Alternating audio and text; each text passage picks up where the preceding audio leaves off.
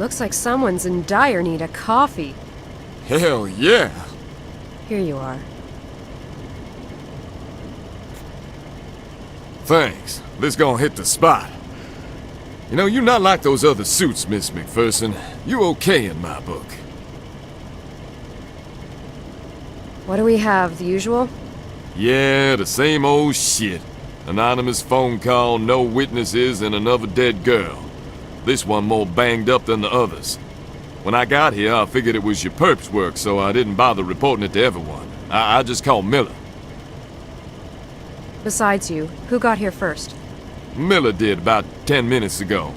Claire followed a few minutes later. Where's the crime scene? The crime scene is through the entrance, up the stairs and to your right. Miller'll be the chicken shit leaning up against the fridge. Miss MacPherson, be careful in there. I need a tetanus shot just looking at this place. So, are you the human popsicle yet? Can you believe this fucking weather? I mean, shit! It was 60 yesterday. And can you believe all this goddamn snow, too? Look at this shit! You know how hard it was getting here? Miller got here first, huh? Did he do it again? Yeah, he did. Oh, Claire is pissed as hell, too. She threw him out into the hallway. Well, okay. I guess I'll head up and see how Miller's doing. Okay, Agent MacPherson. You watch yourself in there.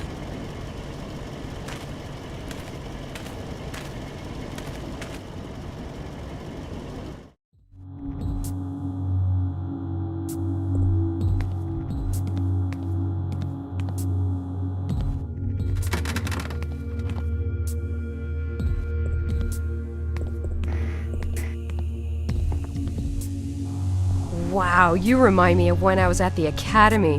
One day I decided to run the obstacle course after lunch. I lost everything, even my breakfast. It was a gruesome mash of pizza and French toast.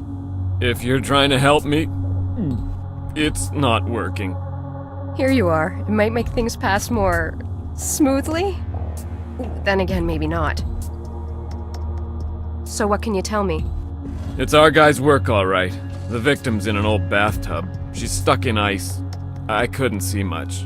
Thank God. So where's Claire? Old Indian saying, follow stench. Find little pale-faced fat woman. Christ, Miller. I'm really not in the mood. Sorry. She's in the bathroom. Follow the hallway to the end and it's the door to your left. She's working near the body. I think she needs you to take a look at the rest of the apartment. Here, take the camera. Claire doesn't want me around, so you're gonna have to take pictures too.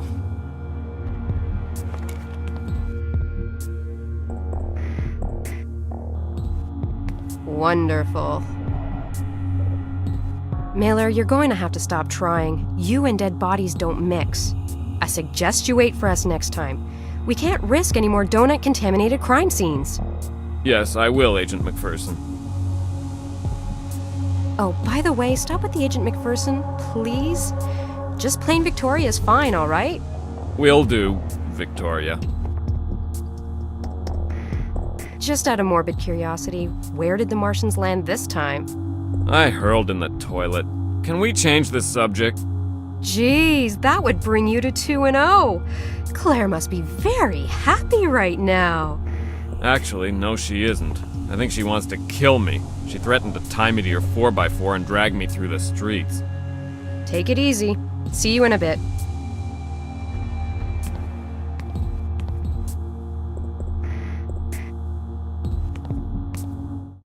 Lucy, you have some splaining to do.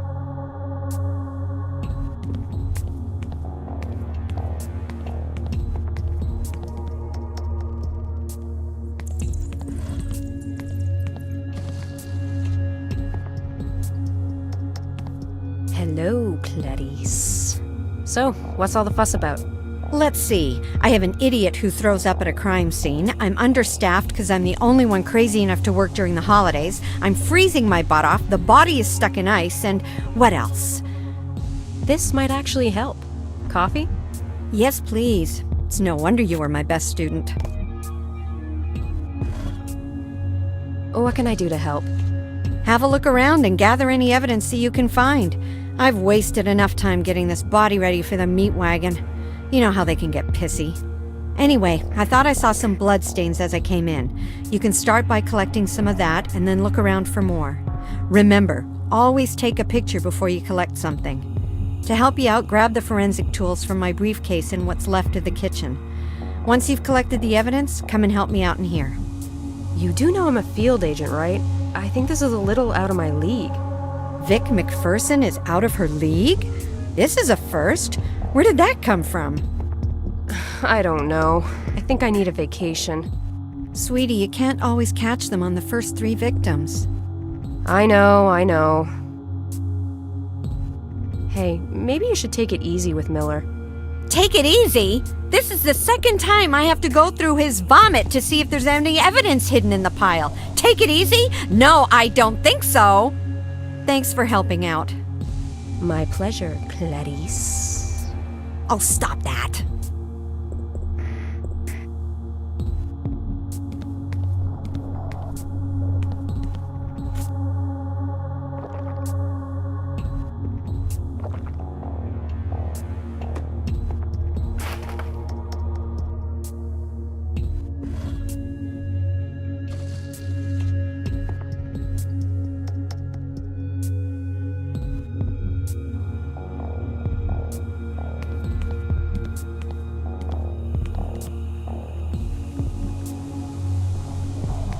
Nice Christmas decorations.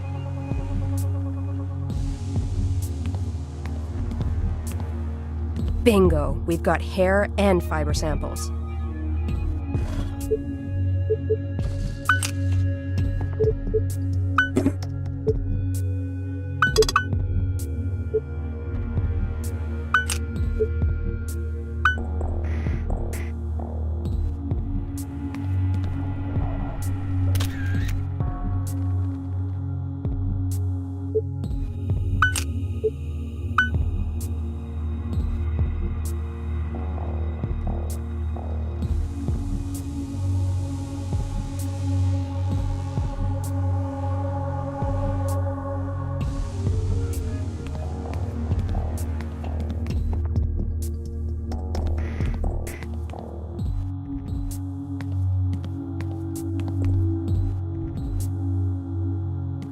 Not getting a sample by dipping my finger in it. I need a tool.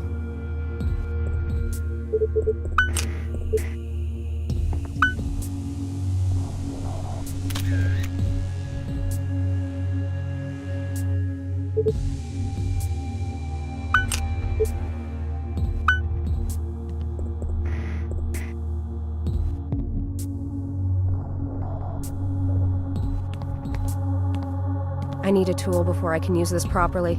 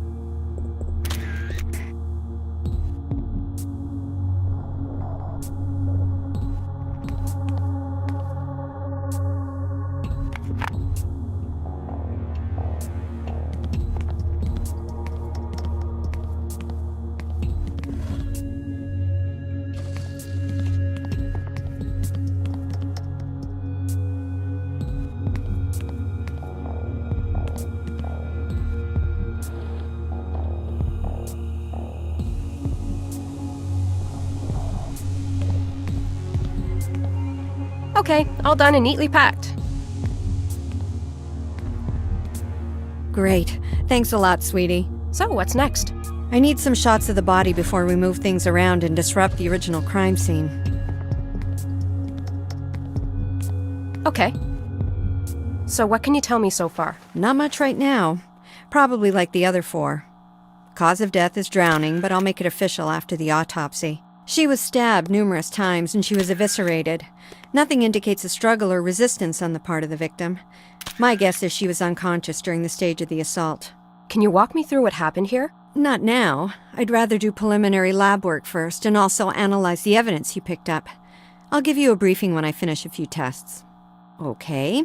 I think you can remove the cloth from her face now. Aw, you spoil me.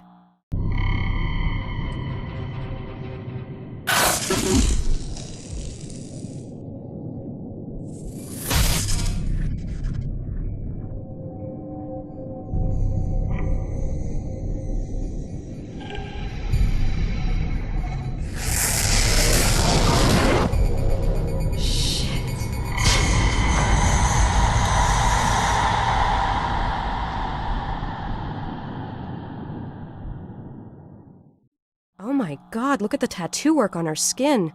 This girl liked pain. I have a feeling she's a pro. I don't know why. Just call it a hunch. Which would be a first according to the killer's MO and profile. I'll run the victim's name through the database to see if we hit something. What's her name? According to the ID in her purse, it's Cynthia Woods. Now, can you take her picture without the rag on her face?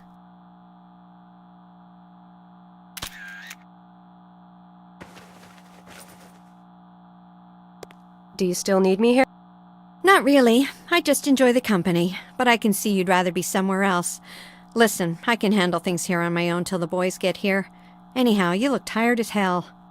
Oh, thanks for letting me off the hook, but seriously, if you need me, I'll stay. It's fine, sweetie, really. You're not completely off the hook. I'll see you back at the morgue for my briefing. I wouldn't miss it for the world. See you soon.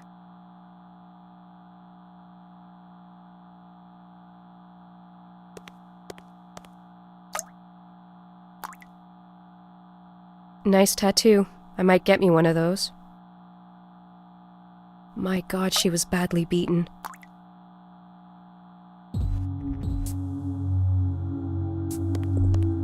Did you really threaten to tie Miller to my 4x4 and... Yes, I did, and I will, too.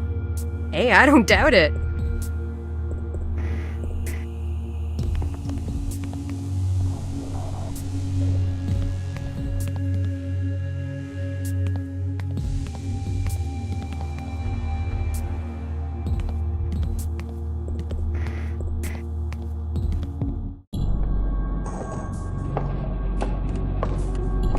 Let's go, Miller. Okay, where to? The office. What?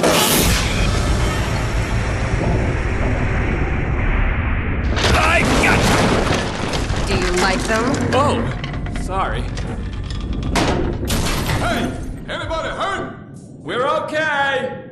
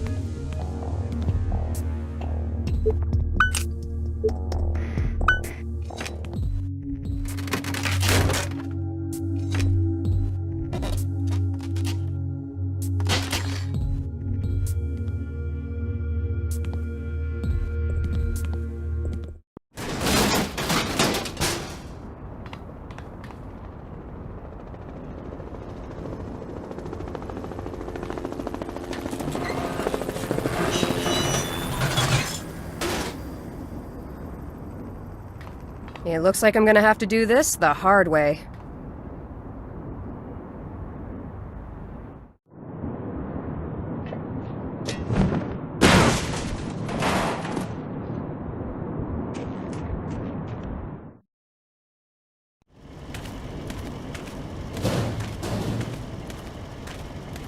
Man, that's smart.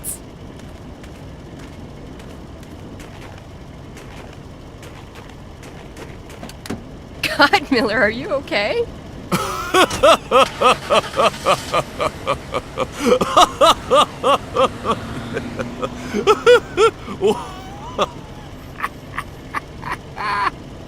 Do you think he's okay? Yeah. He's fine.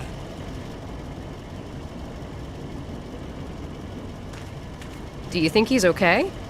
Yeah. He's fine.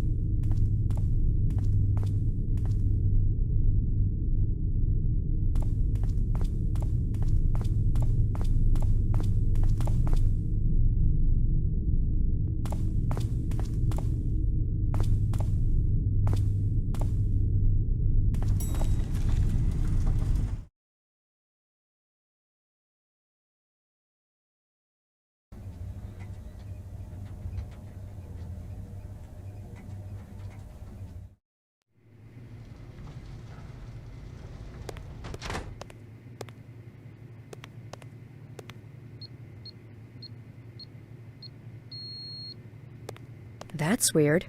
My access code doesn't work.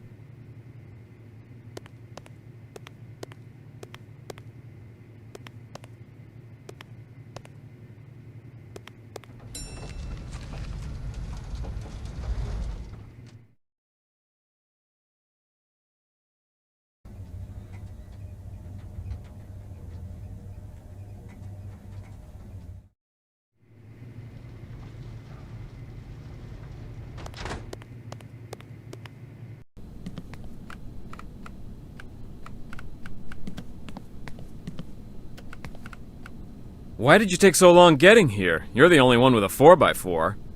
Christ, I don't even want to go there. I mean, what is it with these idiots who buy 20 lottery tickets anyway? I mean, do they really have to waste everyone's time? God, they piss me off. I just wanted a pack of gum, too. Hey, last time I saw you, you were limping to your car. Are you okay? Yeah, I'm fine. It's just my ego. It got hurt more than me, I think. So what are you up to? I started the report. I figured you were too pooped to do it. You know, Miller, you do have your moments. Anything I can do to help with the report? Actually, yes. I need Claire's preliminary report to help me out. I'm not going down there. She might lock me up in one of the drawers and leave me there. Also, I need the pictures you took, so could you please drop the camera in the evidence chute in the hallway? Oh, I almost forgot. Is everything okay with your girlfriend? Oh yeah, forget about it. She knows now it's a big misunderstanding.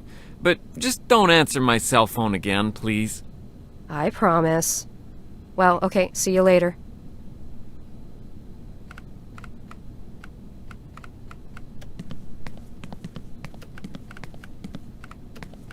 I have a message. Hello, Victoria. This is Todd. I heard about the 5th murder.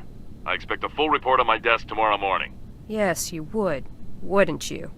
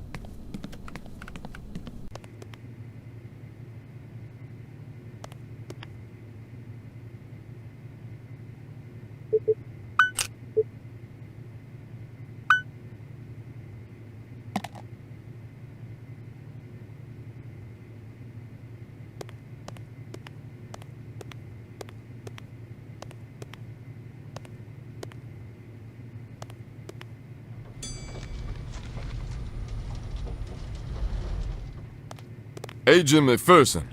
Officer Tate? Agent Ashby wants to see you. She's waiting for you at the morgue. All right. So, how did you guys get the body down? Me and some of the forensic guys set up a ladder where the stairs fell.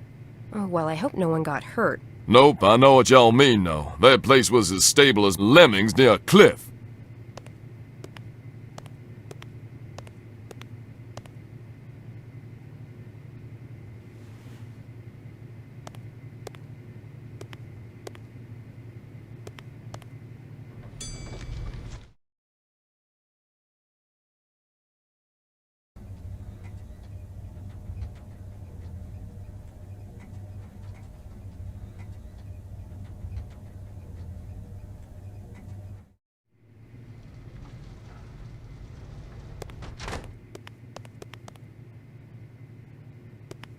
To find out who the gunman was behind the grassy knoll, please call 555-1963. Now that's tasteless.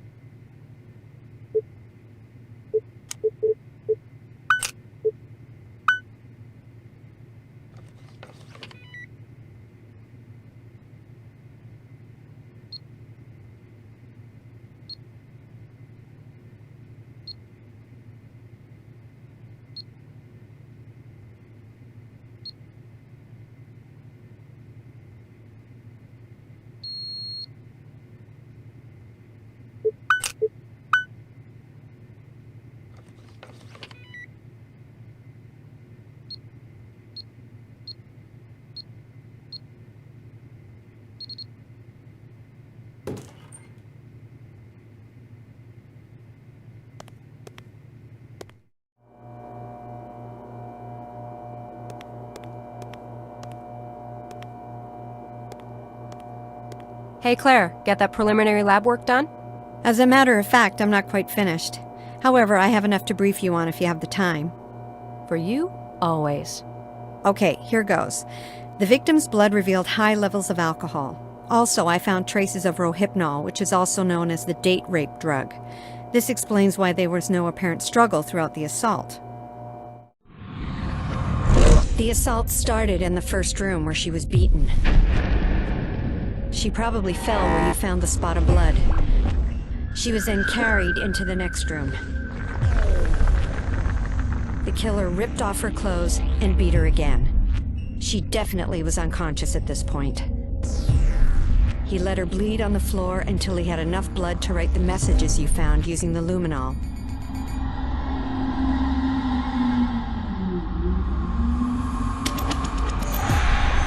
The killer then cleaned off the messages. Obviously, he knew we would find them.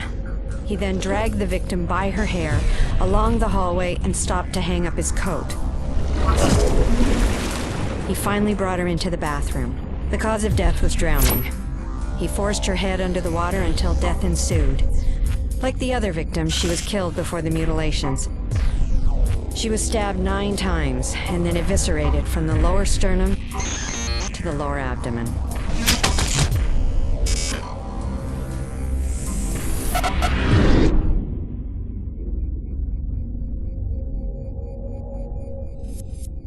What are you thinking? I'm thinking these mutilations will get worse. It wasn't part of his MO for the first 3 victims. They were found beaten and drowned, not like this. Do you think he'll change his MO in the near future? No, I don't think so. Drowning his victims seems to be his focus. That stage in the assault is very important to him. No, the stabbing business is from something else. I have a feeling that if we knew what it was, we would catch the son of a bitch. Also, he covered the face of the 4th victim and now this one. This strongly suggests that he knew the last 2 victims. I'll ask Miller to correlate the last 2 victims' info. How about you? Did you come up with anything interesting? Yes, I got a partial that doesn't belong to the victim. Very nice. Did you compare it to the partial you found from the 4th crime scene? No, not yet, but I'll let you know if I can compare them. After all, they are only partials. What about the stuff I found? Anything worth mentioning? We know that our killer has black hair, if it was he that hung his coat on the nail. It might have been a junkie for all we know, but it doesn't matter. We can use the hair for DNA comparison and place him at the scene of the crime. I sent the fibers to the FBI labs to see if they can find anything unusual or unique about them. I've been meaning to ask you. Did you call her? Call? Oh, no, I didn't. I just don't have the courage. Can we not talk about this now? Sure, but promise me that you will call her. Okay, I promise. Okay, sweetie. I'm out of here. Don't forget my beautifully handwritten report. It's on the table.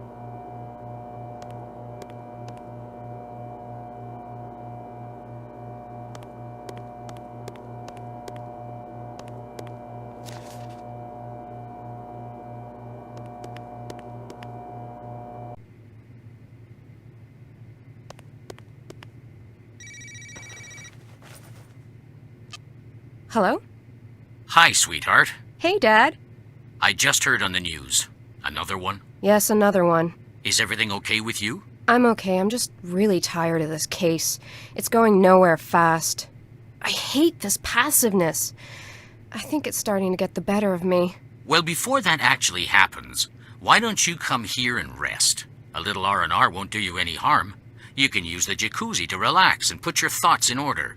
And it's almost Christmas. I have a little gift for you. Oh, really? Well, I have the gift you wanted. Are you sure you want it? It seems a little ordinary. Hey, it's what I wanted. So, are you coming to the house? Yeah, sure. Okay, honey. I'll see you soon. Dad? Yes, honey? Thanks. You're more than welcome. See you in a bit. Bye.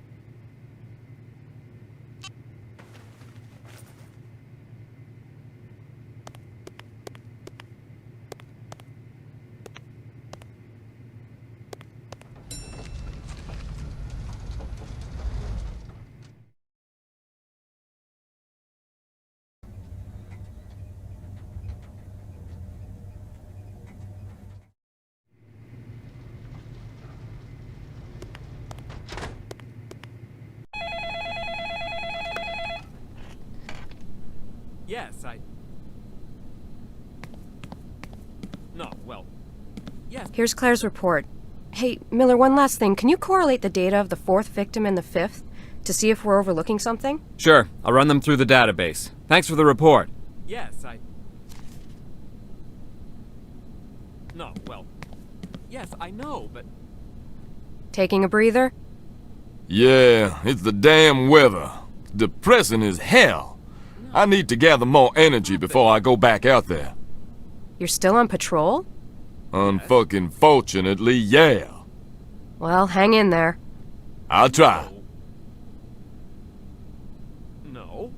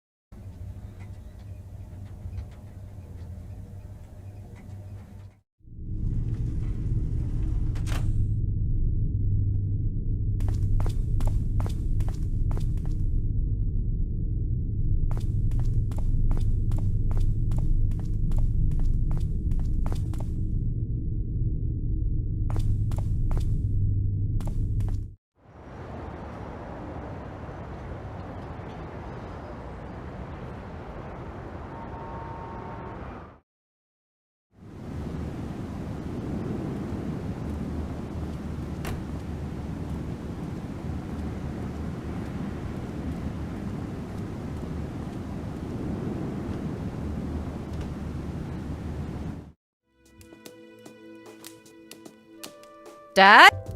I'm in here, sweetheart. Hi, Dad. Hi, Pumpkin. Are you sure about this gift? Yeah, gimme. Suit yourself, here you are.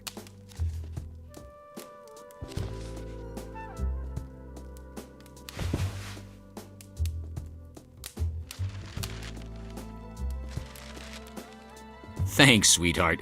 You know me, I love these things. Now yours.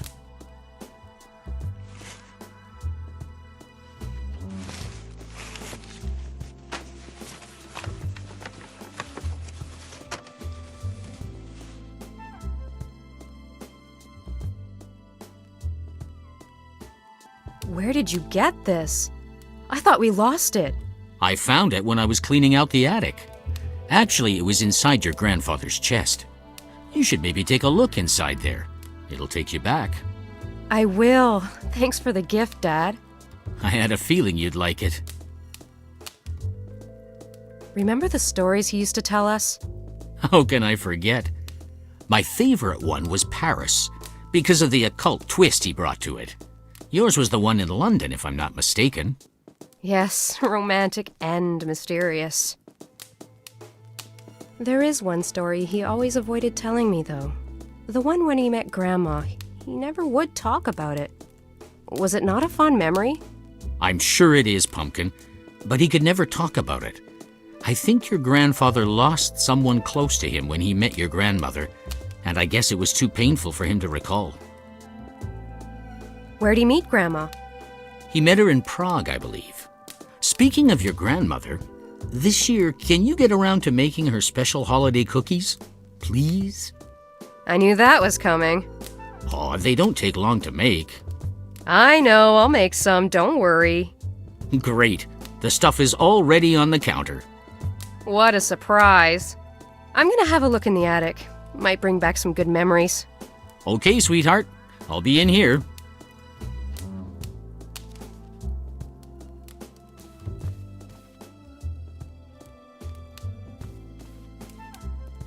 This might be helpful to get up into the attic.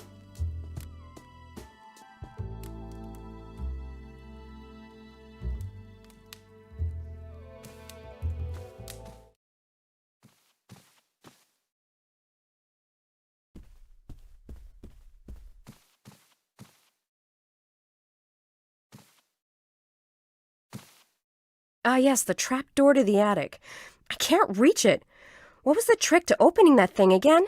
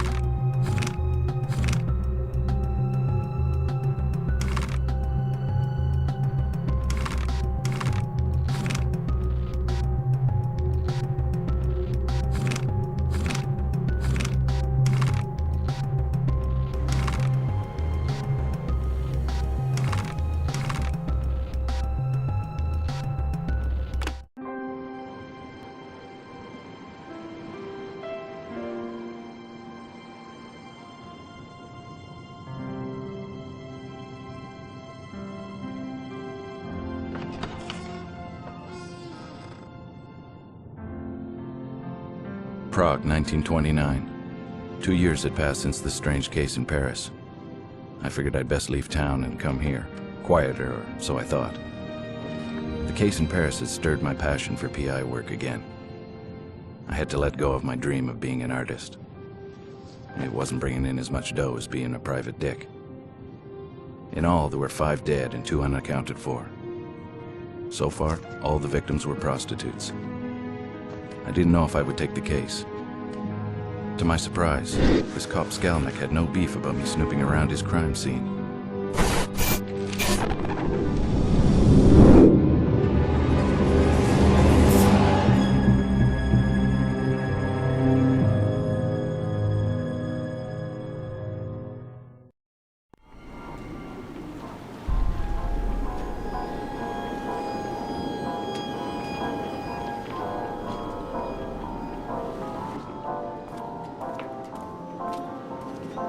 It's very nice of you to let me have a peek. I'm Gustav MacPherson. I'm a... Yes, a private detective. I'm familiar with your work, Mr. MacPherson. I had no idea I was so popular. I've read about your case in Paris and the one in London. I'm Inspector Skalnick of the Prague Police. Is this the 5th victim? Yes, she is officially. Supposedly, there are 2 missing. Supposedly? Yes, well, you know these women. They come and go, often without telling anyone. And then they show up again like they never left. So I don't bother with disappearances. So you only bother when they turn up like this? I see. We have a knight in shining armor. If you want my advice, Mr. MacPherson, you'd best return to the usual missing person cases or husband-cheating mysteries. This is a waste of your time. I think you've just convinced me to take the case. Really, Mr. MacPherson? The press will not even cover this story. No one wants to know about dead prostitutes. If they do write about it, it will be about the killer and the number of bodies and not the actual victims. The pimps care even less. They force their women to work even if there is a killer loose. No one wants to sit at a dinner table and talk about this. There is no glory in this case. Like I said, you should stick with what you know. Do you mind if I ask you a few more questions? Not at all. Were all the victims prostitutes? Yes. Is the cause of death the necklace on her neck? Of course it is. So it's not the multiple stab wounds to her chest? No. Well, we aren't really sure. Does she have any other significant wounds on her body? Yes, she has scars on her forearms and she is eviscerated. Eviscerated?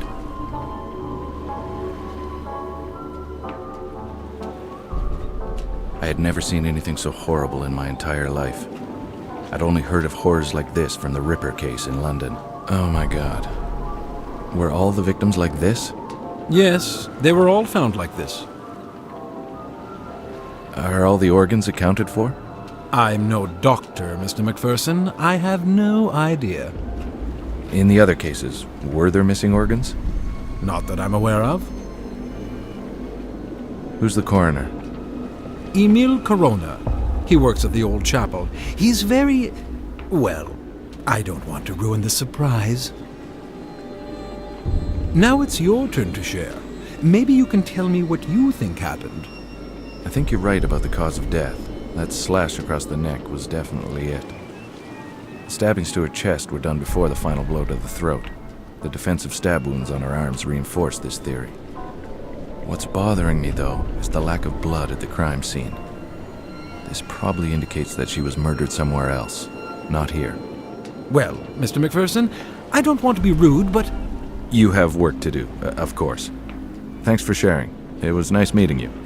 It was nice meeting you, too. I had a feeling that the cooperation between Skalnick and me had just ended. He was testing me for some reason. I was left to fend for myself.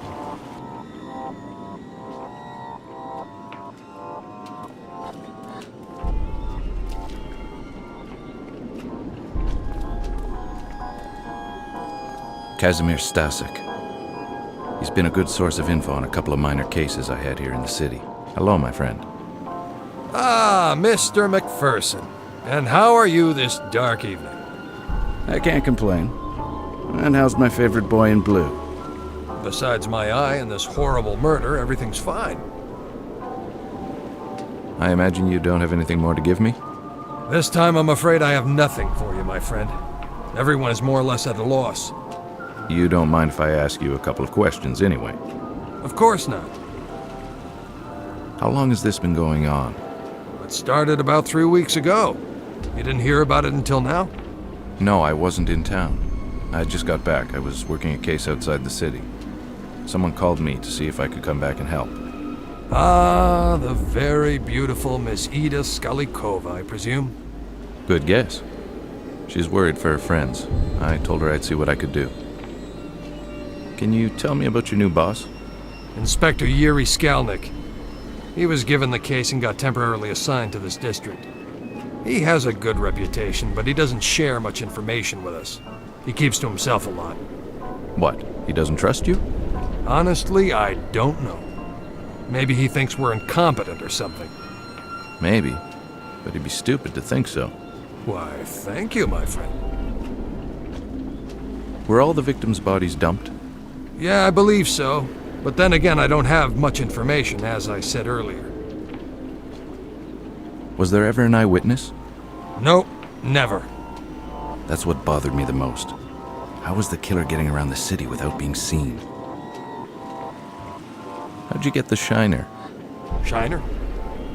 Your black eye. How'd you get it? Oh, I arrested a man last night, and for some reason my eye hit this man's very large fist. Did you get sucker punched? Well, a little. My partner didn't have time to warn me. Everything happened so fast. I was helping the woman, and I turned around to see if my partner was okay, and wham! Next thing I knew, I was flat-faced on the sidewalk. And what did the man do to deserve your undivided attention? He was harassing a young woman. So I asked him to stop, and then things got out of hand. The police are trying to find this animal. We're a little nervous when a man harasses a young woman these days. That's understandable. Well, I should leave you to your work, and I have to see my client. Thanks for your input. You're welcome. Be careful. Will do.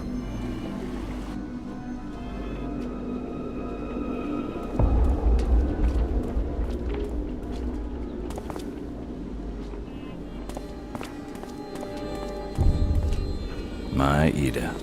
The best gams in all of Eastern Europe. She's my angel and the love of my life. I met her on a small case I was working. She used to dance in the neighborhood cabaret. She was involved with the married man I was following. It was love at first sight. Hey, look at you all dolled up. Hi, sweetheart. I don't like it when you call me that. I didn't call you a doll. I said that you... Never mind, I'm sorry. Good. Now have you talked to that useless inspector? Yes, I have, and I didn't get much from the meeting. Are you going to help us? Of course I will. Was there really any doubt?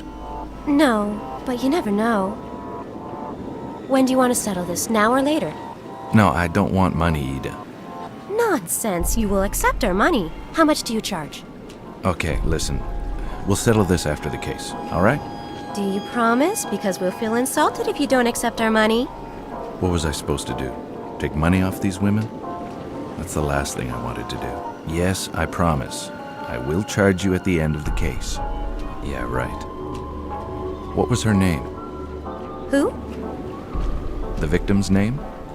Oh, her name was Frantiska. Were you close to her? Not as much as Milena, but yes, I knew her. Did she ever talk about a regular client or someone special? Not that I know of. Do you think Milena can answer a few questions? I guess. Let me ask her. Milena? Yes? This is my friend, the one I told you about. He's here to help us catch the man responsible. Do you think he can ask you some questions about Frantiska? Okay. I'll wait for you up the stairs, okay? Okay, I'll see you in a bit.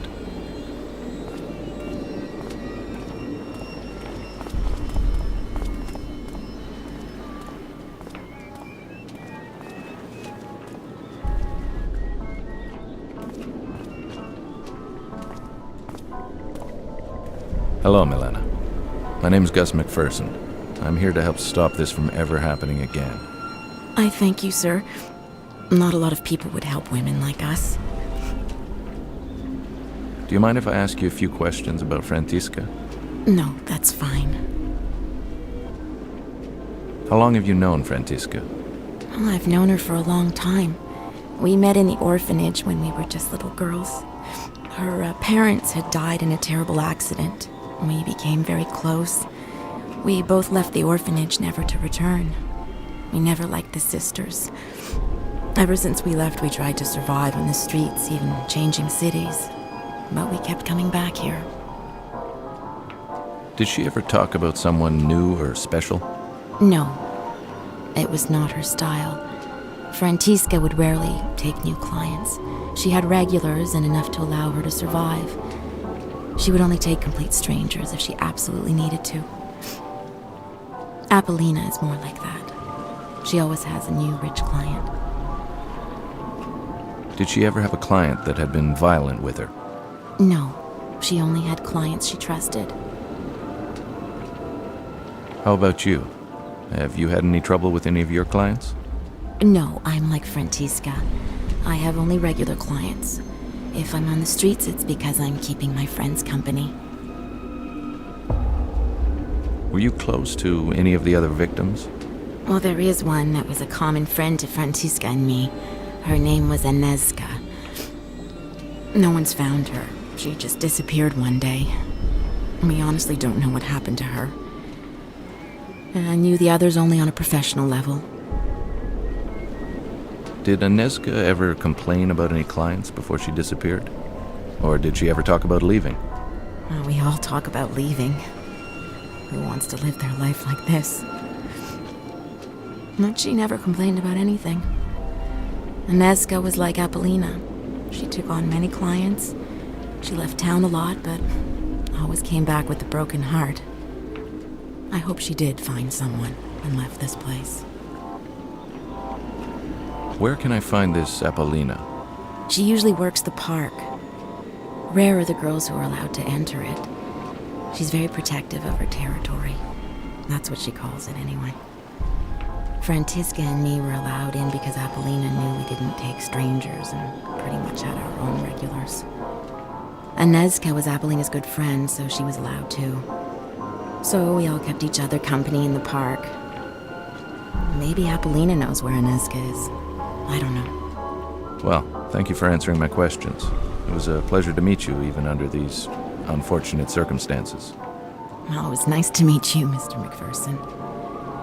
I thank you for trying to help us. Trying? I haven't even started yet.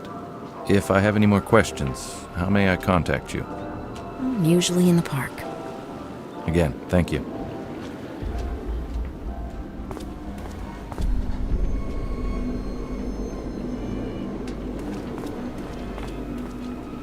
Ida's an angel on Earth.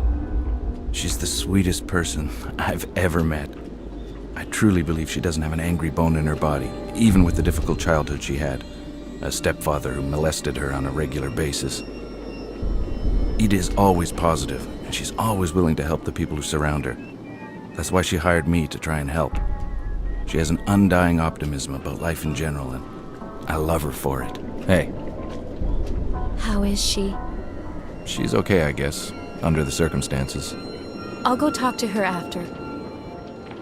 Tell me, where can I find Emil Corona? Who's he? He's the coroner working the case. I need to ask him a few questions. Skalnick said he worked in an old chapel. Do you know where it is? Yes, I'll mark it on a map. I don't need a map. Just tell me where it is. What is it with men and directions? Take this map, it'll help you.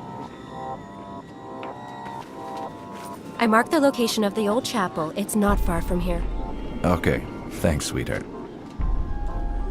How have you been? I mean, are you feeling better? Yes, a little. It's not as bad as when you left for your case. Did you go see the doctor? No. Ida, go see him. It might be serious. I'm no doctor, but throwing up every day is not normal. Go see him. Okay, I'll go see him. I don't throw up every day, you know. You always exaggerate. Yes, okay. But go see him as soon as possible. Okay. I have to see this Corona. I want you to stay off the streets as much as possible. Never walk around alone. Yes, I know you've told me 100 times. I am careful. Okay, I'll ease up on you. You be careful. I will. Now go.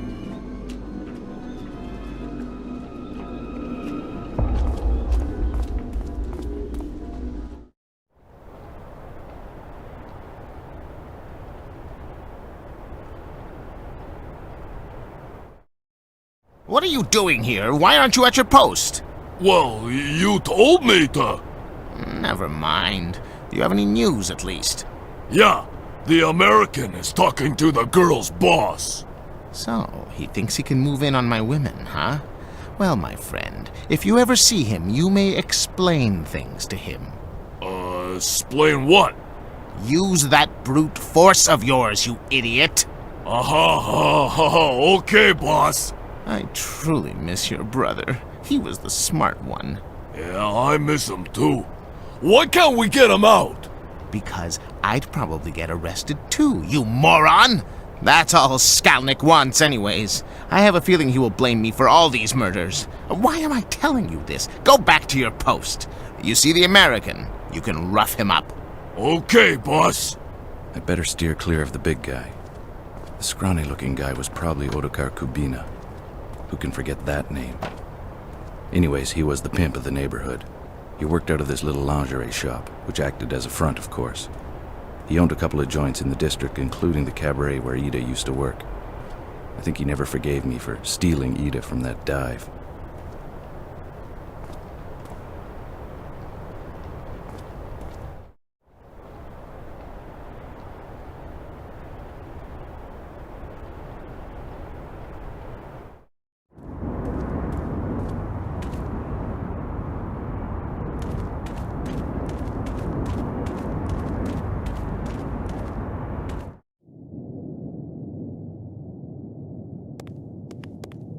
This place had the metallic smell of blood and the stench of rotting flesh. This old chapel had been converted into an autopsy room. Now blood dyed its floor. Hello, Mr. Corona. My name's Gus MacFerson. I'm a detective that was hired to help my client... Hello? Sir? Hello? Huh? What are you doing here? I thought I'd locked the door. Where is my cone? What are you trying to do? Give me a heart attack? Sorry, Mr. Corona. Who are you and how do you know my name? Like I said earlier, I'm Detective MacFerson. Inspector Skalnick told me that I could ask you a few questions. If Skalnick says it's okay, then it's okay. Can you walk me through your observations of this victim? Okay. The cause of death is like the others. The cut to the throat. It can't be the multiple stab wounds or the evisceration itself? No, I'm pretty sure of that. What makes you so sure? The one before her. The one we found in the park. She was killed in the same spot she was found.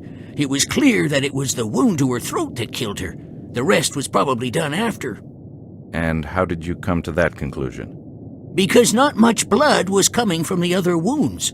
The heart was still beating when the throat was cut. I could tell by the amount of blood that had poured from the throat wound.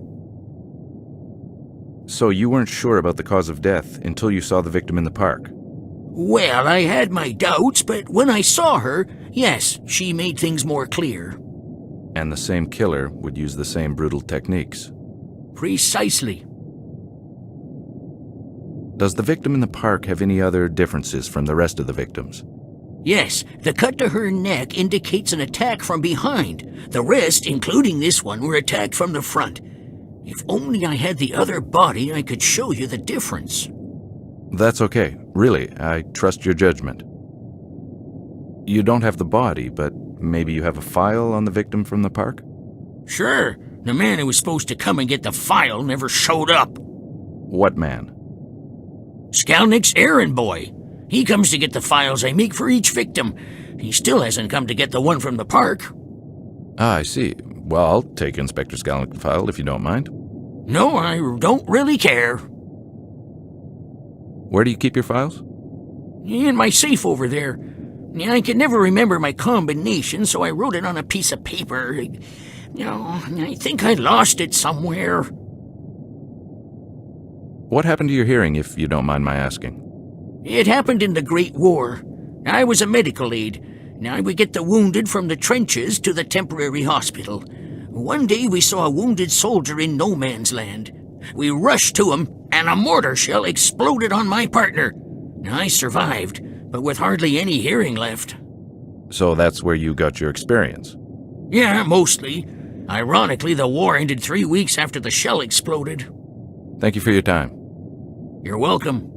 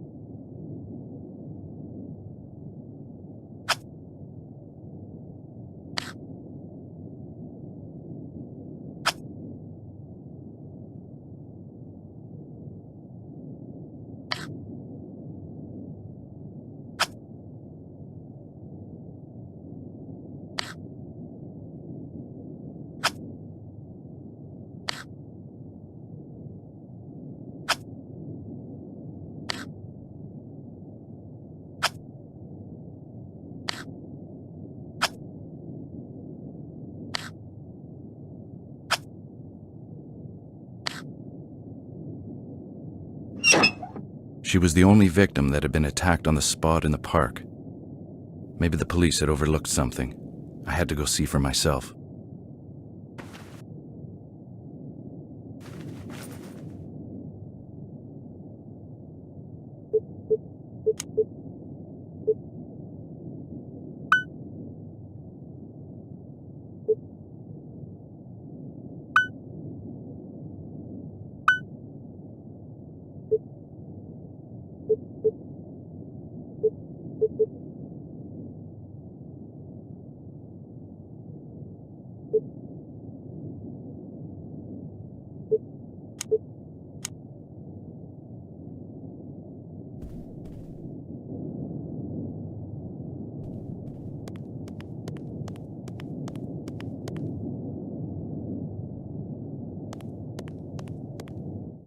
Stay away from women! Sorry, Mac. I like women too much. I woke up with a splitting headache. It wasn't the first time my smart-ass mouth got me in trouble.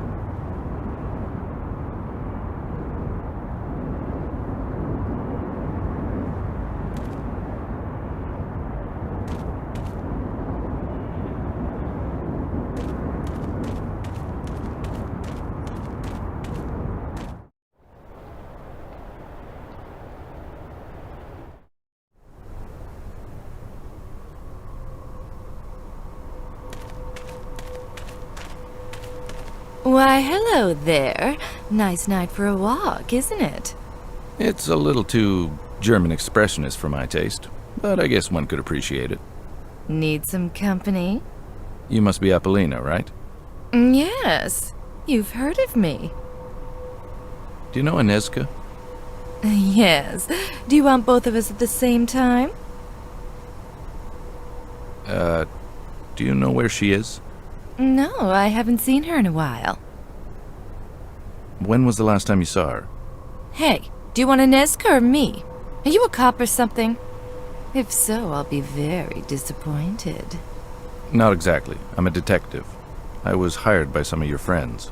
What friends? You must know Ida, Milena, and the late Frantiska. Yes, I do, and they are most certainly not my friends. And you're not afraid for your own safety? I have all the protection I need from Roman. Don't you care that some people you know are dying? Actually, no. More business for me. We are just whores to the police anyway. Besides, I have all the protection I need from Roman. Now, would you kindly fuck off? You're scaring potential customers away. Sure, whatever.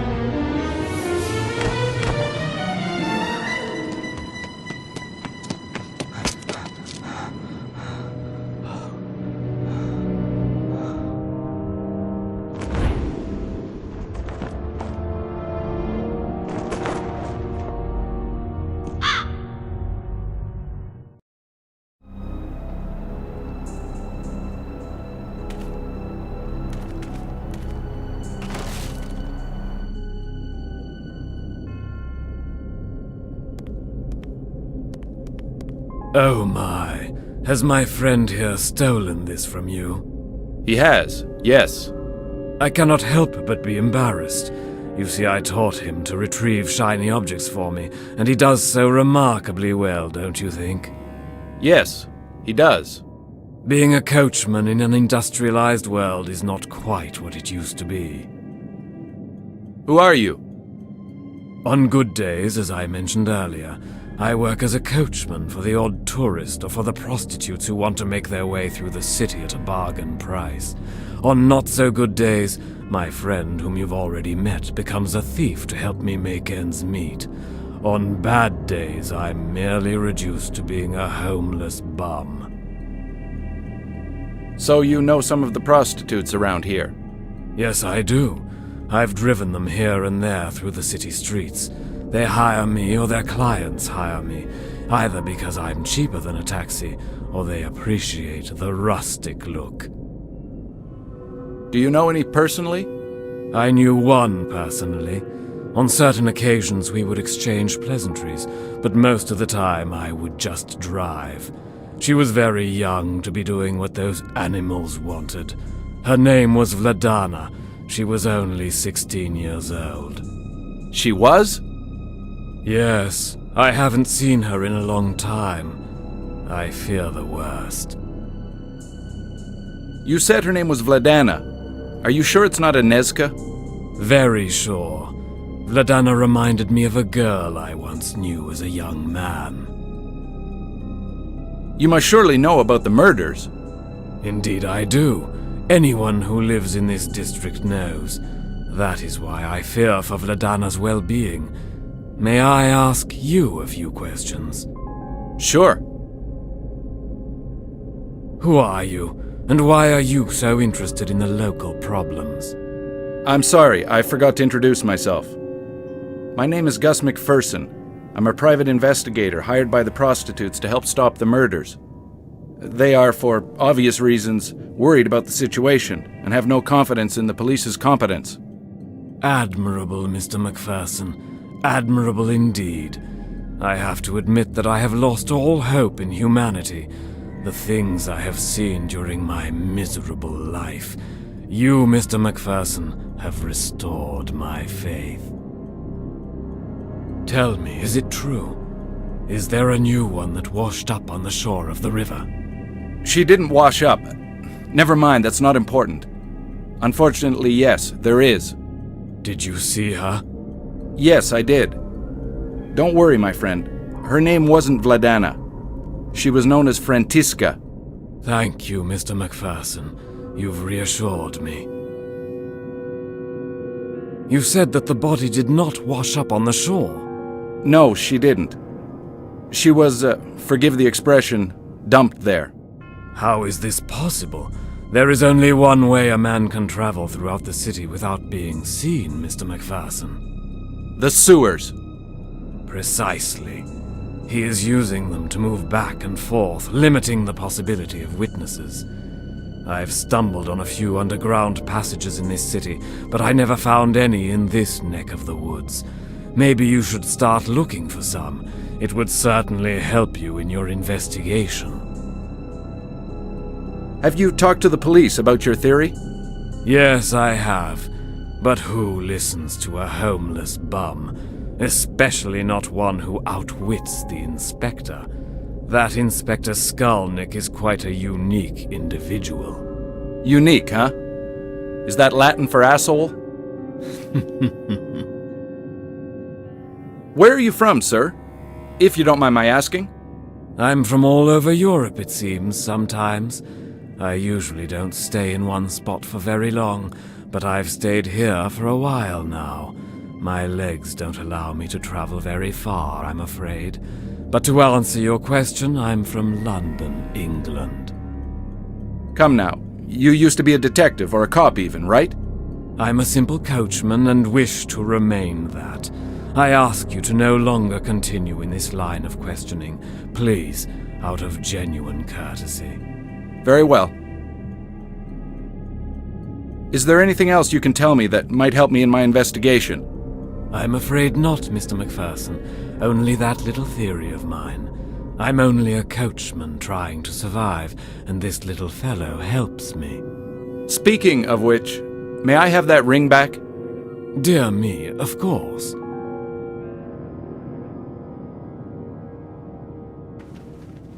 Thank you. I'm sorry for the inconvenience. It's quite all right.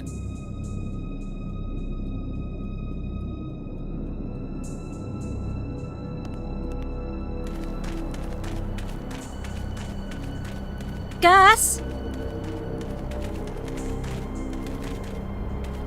Ida, what are you doing here? I found something that might help you. Weren't you supposed to see the doctor? Ida, please don't do this. Do what? Help. Why can't I help you? Because it's dangerous. Don't you know there's a seriously deranged man roaming the streets, preying on women? Oh, I can handle myself. I don't doubt that for a second, but I'd like to know that you're somewhere safe so I can concentrate on the case and not worry about you. Okay. I'm sorry, what have you found out? Oh, it's really good. I was asking a few questions of some of the women. Anyway, one of them admitted that she'd heard that one of the victims survived an attack and was hiding in the scrapyard. That's great, but how reliable is the source? I have to admit it's only a rumor, but isn't it worth taking a look? Yes, it is. Be careful. I will. Stay off the streets, but first go see the doctor. Yes, I will. I'll see you later. And Ida, Yes? thanks for the info. You're welcome, and I love you too.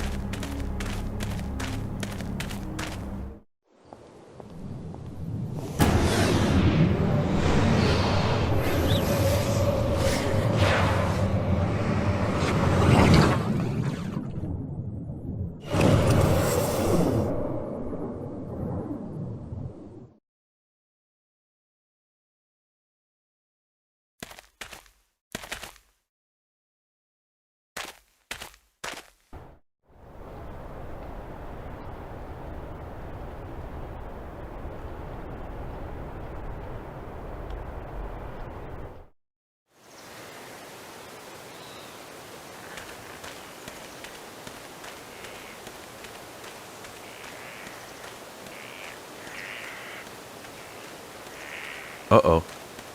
I'm out of here.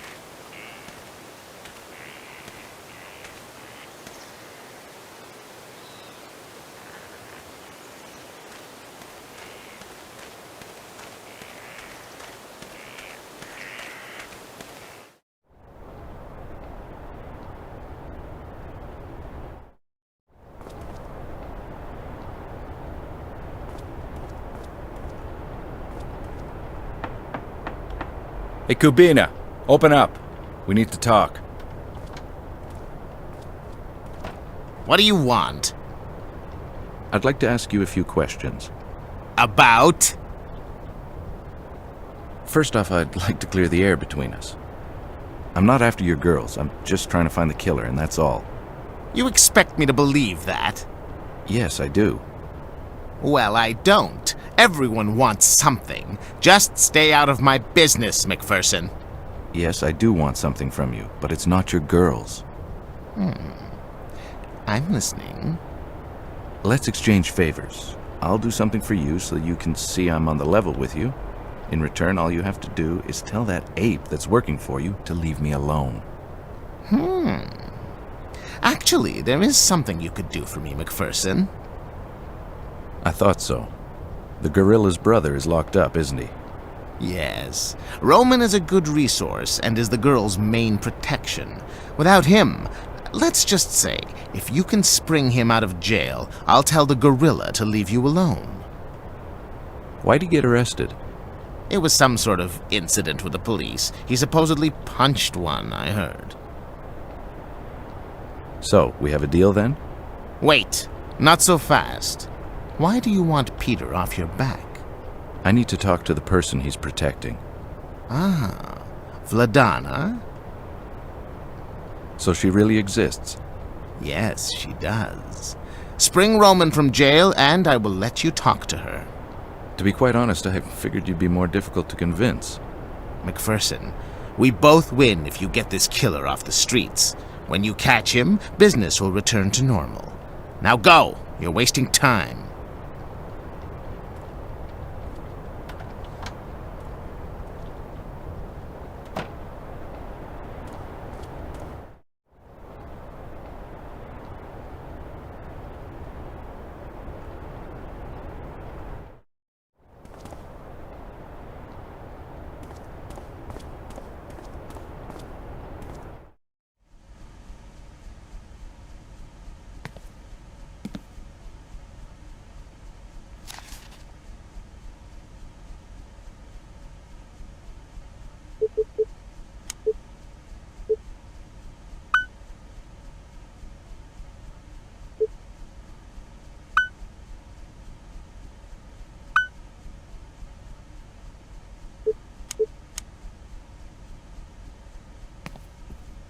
Hello again, my friend. Ah, Mr. MacPherson. What brings you here this fine evening? Well, I need a favor. I thought so. What can I do to help? I need you to be on the level with me about the Shiner. What do you mean? Come on, Kaz. What really happened? Why do you ask? The man you arrested yesterday, is he the same man that protects Otakar's girls? Yeah, he is. I thought so. I need this man free, because I can get precious information on the case. Can you help me? Yeah, I can help you. But I'd have to ask a favor in return. I would have been insulted if you didn't ask. What can I do to help? Well, it's sort of embarrassing. You can trust me. It's about the black eye, isn't it? Yeah. The night I arrested Roman, I noticed something missing. My medal was gone. You have a medal? Yeah, I got a medal for bravery. I saved some children from the fire that happened a couple of weeks ago.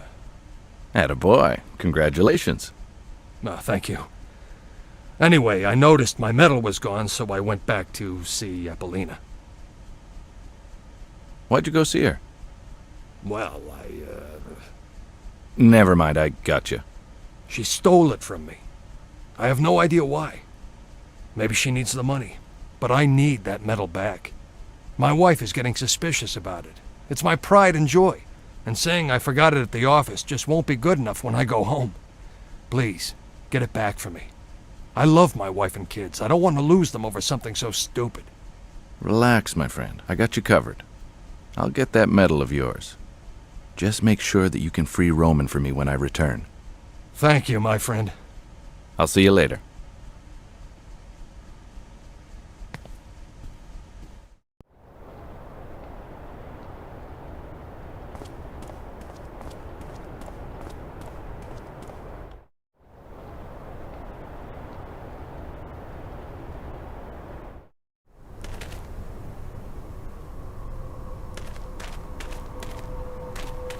Oh, you again. Stop wasting my time. Wait a second, will you? You are truly annoying. I have information for you. It's about Roman. Interested? What is it? First of all, you're gonna have to give me the medal you stole from Stasek. Why the hell would I want to do that? So you admit it. You did steal his medal. Yes, I did. That son of a bitch didn't pay me, so yeah, I stole his precious medal.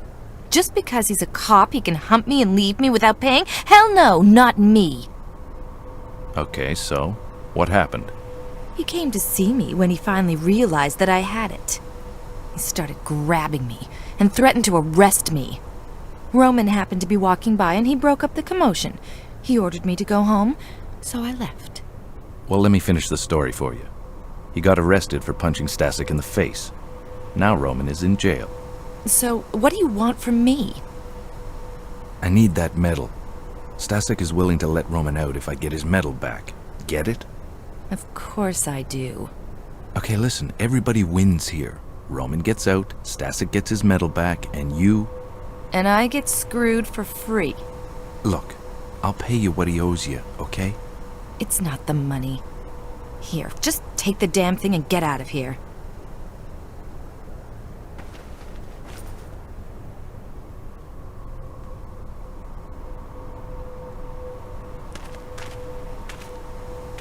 Good evening, Milena. Hello, Mr. MacPherson. I'm glad to see you're feeling better. Thank you. If you don't mind me saying so, I really don't think you should be working right now. It's too dangerous. Well, I'm not working. I'm sort of keeping an eye on Apollina. If she leaves with a weirdo, I'll follow them. That's very kind of you.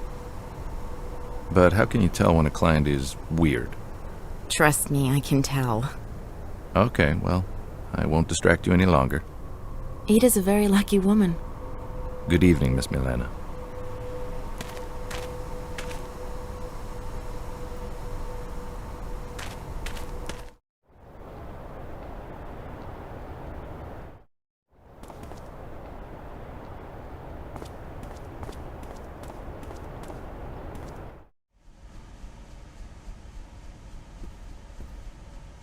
Here you are, my friend, as promised.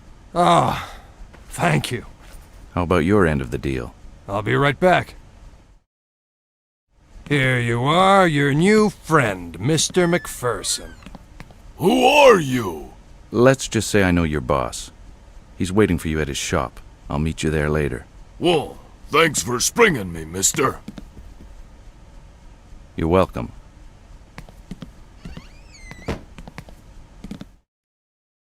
Well, that concludes our agreement. Thanks a lot, Kaz. You're welcome.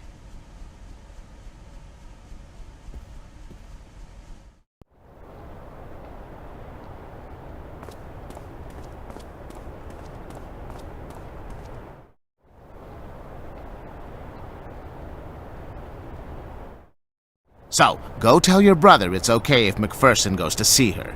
Okay, boss.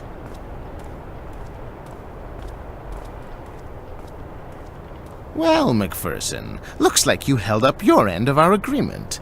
I'm sending Roman to talk to his brother, which will conclude my end of the deal. Thank you for getting me out of there. You're welcome. I'll see you soon. And now, I've just honored my part of the bargain. You may speak with Vladana any time. I misjudged you, Kubina. No, I don't think so. I have my reasons to protect this girl. Here, before you leave, this might come in handy. Thanks. You sure you're not a nice guy after all? No, I'm not. Now get out of here.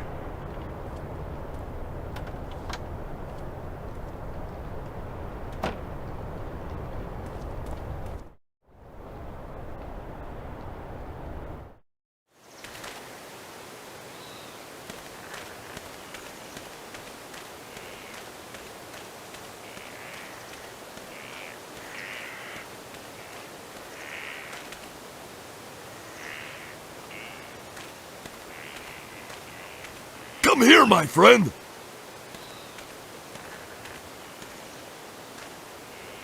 Okay. Please. Can't breathe.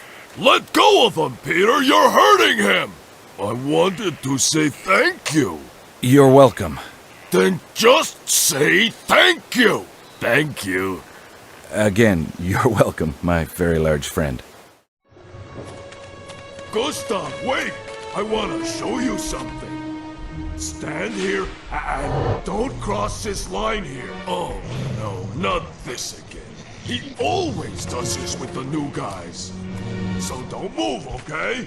What's going on? Hey guys, I just want to talk to the girl. He only likes raw meat.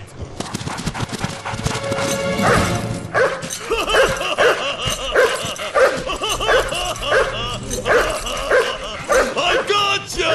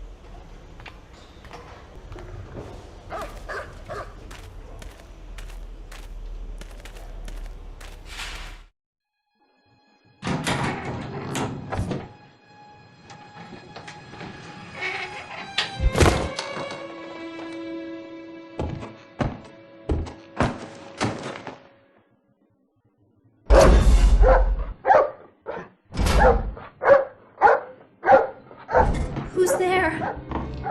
I'm Gus MacFerson, PI. You must be Vladana.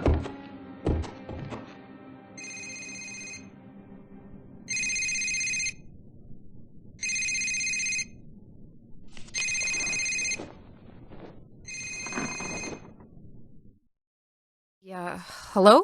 Hi, sweetie. Am I bothering you? Not at all. I was just reading something and I guess I really got into it. Do you want me to call you back? Really, it's okay. What's up? You don't sound too good. I called her. Oh, Samantha? Yes. I need to talk. I'll be right there. Where can I pick you up? At work. Just come down to the morgue. I still have a little work to do before we go.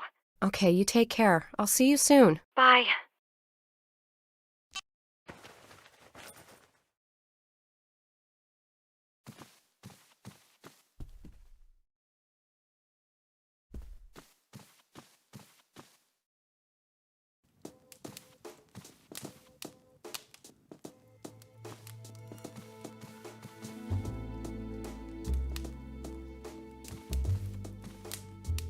Hey, Dad. Hi, sweetheart. Did you ever read any of Granddad's memoirs? I've read some of them, yes. Did you find something interesting? Yes, I found his memoir from one of his cases. Oh, really? Which one? It's the one in Prague. Did you ever read that one, Dad? You know, sweetheart, some things are better kept buried. Dad, answer the question. No, I never read it. I asked him once about what happened in Prague, and I could tell it was a very painful memory, even though he did his best to hide it. After seeing his expression, I never wanted to know what happened there. Did you ever ask Grandma about it? No, I didn't bother either. Like I said before, some things are better left buried. Did you know about Grandma? Yes, I did. Where are you going with this? Dad, I wasn't judging. I just wanted to know if you knew. Weren't you going somewhere? Dad, I was going to meet Claire. Ah, Agent Claire Ashby. She's one of the best in her line of work. I always love it when she's on the stand. I hope everything is okay with her. Yes, she's just having a hard time talking to her daughter. I better get going, Dad. Okay, Pumpkin. Victoria, I'm sorry. No, Dad. I'm the one who should be sorry. I shouldn't have gone there. It's okay, sweetheart. Sometimes I forget. It's your job to ask questions. I'll be back soon. Okay, take care.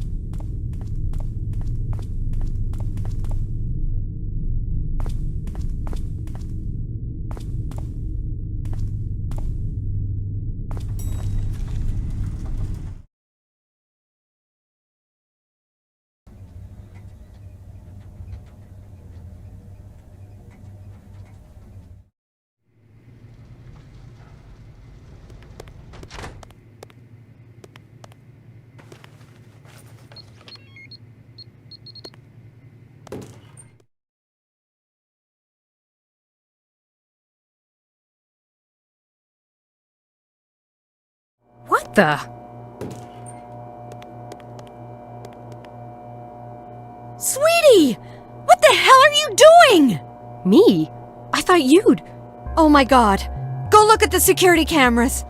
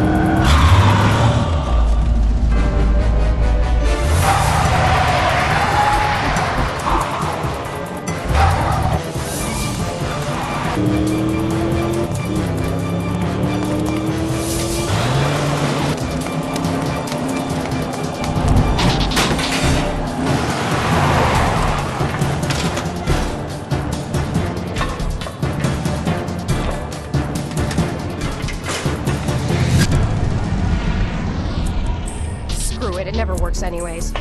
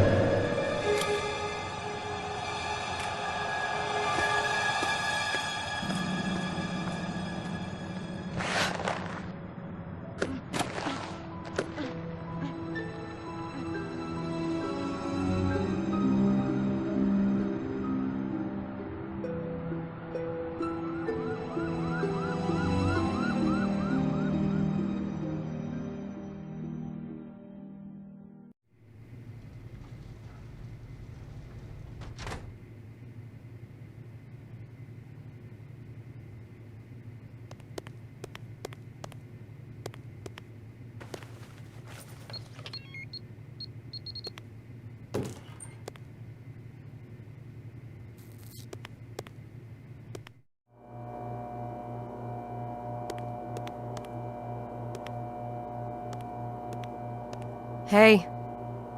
Hey, are you okay? What happened? Yeah, I'm okay. I ran after him. Son of a bitch got away. Well, the important thing is that you're okay.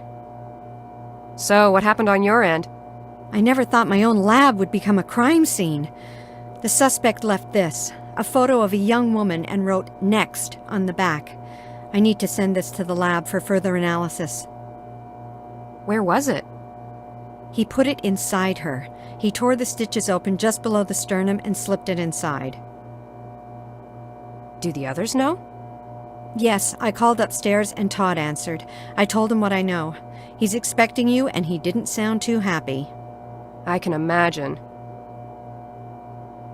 Hey, about... Forget it. It can wait. Are you sure? Hey, Browning can wait. Really, sweetie, it's okay. Go. Okay, going upstairs to deal with Todd. Okay, I'll fix the mess down here. I'll tell you if anything turns up.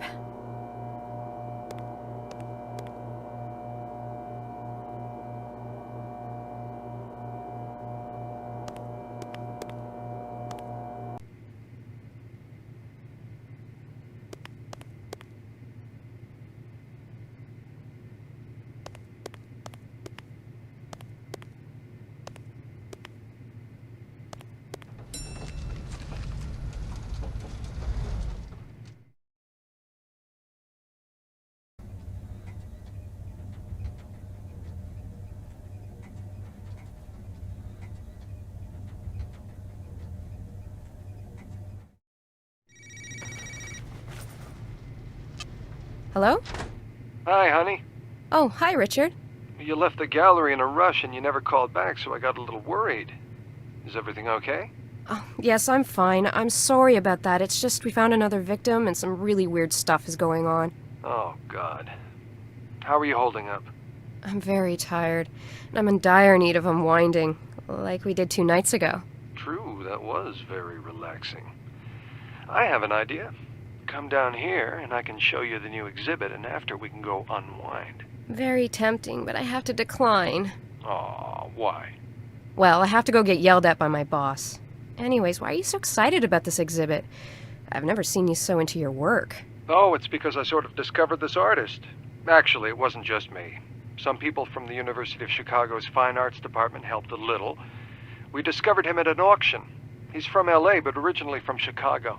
His name is Mark Ackerman.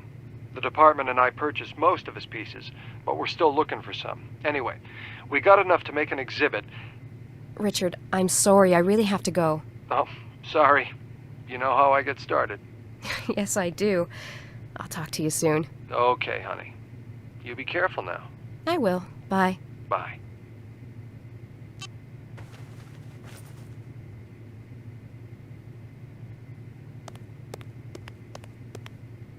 Yes, No, well... Yes, I know, but... What the hell is going on? What's this I hear about suspects breaking into the morgue? Agent MacFerson and Detective Miller, I want to see you both in my office, now! Yes, And while you're at it, one of you can get me a cup of coffee.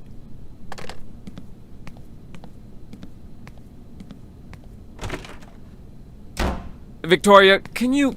Don't sweat it, Miller. I'll cover you. Anyways, you have the report to finish. I'll even get his damn coffee. Next on Chicago Vice, Agent MacFerson gets the boss a coffee. Miller, don't make this any harder than it already is. By the way, I have some good news. Come and see me after. Can you give me a preview? It's about the data correlation. I think we might have something. You didn't tell, No, I wanted to check with you first. Okay, I'll see you after.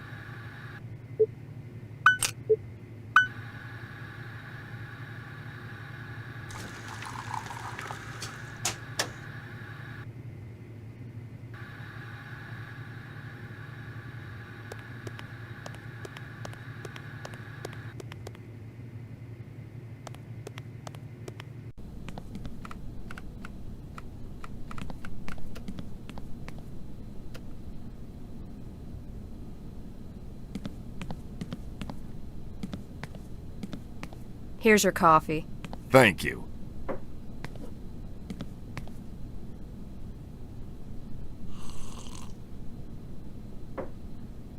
In what new way have I pissed you off this time? I distinctly remember asking for both you and Miller. Ugh, never mind. I just hope you haven't forgotten that he is your partner. No, I haven't. Okay. Now tell me what happened tonight. The perp entered, I assume, through the garage. Claire already filled me in. I want to know what happened outside. I pursued the perp with the 4x4 into the alleyway. He climbed up a fire escape to the rooftop. When I got up there, he gave me a surprise blow to the shoulder with a 2x4. He got away through the other fire escape. Shots fired? Yes, one. Any leads so far in the case? Besides what the next victim looks like? No, not really. We're not sure of that. Claire is running it through the database to see if we get a hit. Is that it? 'Cause I'd like to get back to work now. Consider yourself on probation. What? Why? I've seen it before. Agents get too involved in their case and lose it. I'm losing it now? I think you're just pissed because we look like schmucks on the news. It's all about image, isn't it? No, this is about your recent behavior. I'm worried about the progress of the case, and I think you need a break. This is bullshit. You're only proving my point. You know, Browning? I usually get kissed before I get fucked.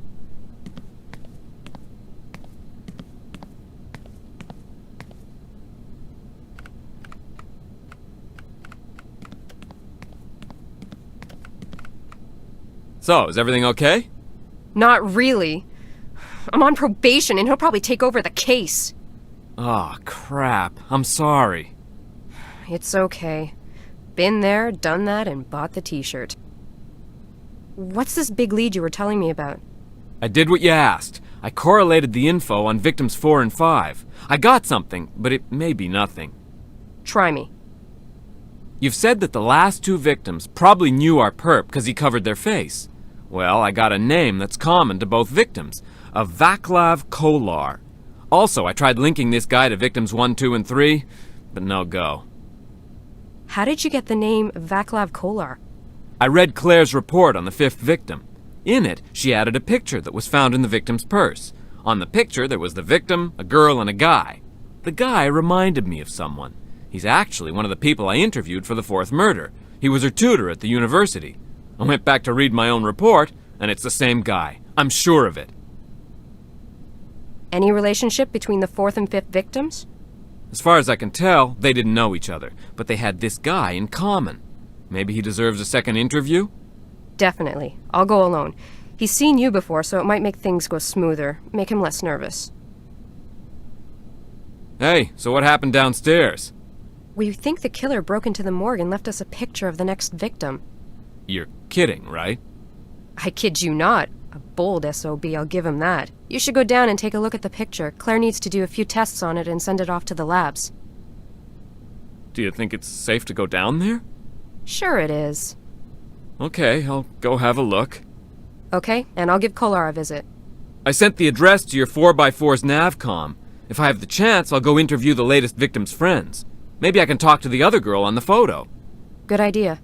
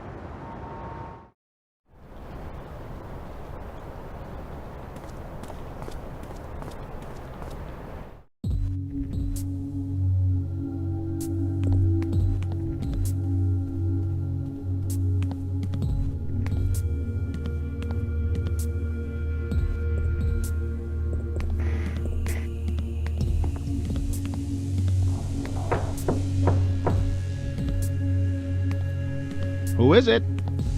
Agent McPherson, FBI. I have a few questions I'd like to ask you, if you have the time. I have time for the pretty agent. May I come in? Sure. Geez, sorry I asked. What? Oh, nothing, just thinking out loud. Oh, okay. Did you know a Natalie Kenworth? Yes, I did. So I imagine you also know that she was murdered about a month ago. Yes, and I already talked to a police officer about her. Yeah, I know, but I would appreciate if you could remind me. How did you know her? Friend? Just a classmate?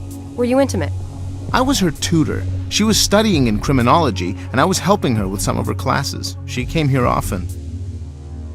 Do you know Cynthia Woods? Cynthia Woods? No, I don't think so. Are you sure? Maybe a photo would help. Oh, yes, I have seen her before. She's my neighbor's friend. I saw her at a party. That picture was taken there. So you're not close to Cynthia? No, she's more my neighbor's friend. I think I saw her twice in all, at the party and once in the hallway. Why? She was found brutally murdered in an abandoned apartment building. You don't think that... Hey, I'm always in here working on my thesis. I never go out. I went to Mia's party because she invited me. I think she invited me so I wouldn't complain about the noise. Mia's the other girl in the picture? Yes, she's my neighbor. Your thesis, what's the subject? I'm doing it on a serial murder case called the Perlovka Ripper. It happened in the late 20s. Well, you don't say. Are you familiar with the case? You could say that, yes. Do you mind if I take a look at it? Sure, I'll even print you up a copy. A student in criminology, huh? Did you ever get Professor Pratt? No, but I know him. I've had several conversations about weird unsolved cases. Does he still have bad BO? BO? Body odor. In other words, he stinks. Yes, he still does. Okay, can I have the copy now? Sure, I'll be right back.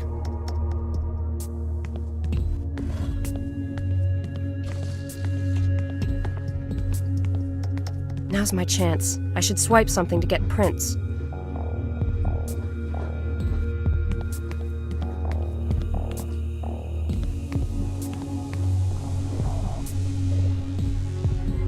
This will do nicely. Here you are. Thanks a lot. I'll be sure to read it. I'd really appreciate your input if you ever have the time. Will do. You're not planning on leaving the country? No. Fine. Thanks for your cooperation, and I'll keep in touch.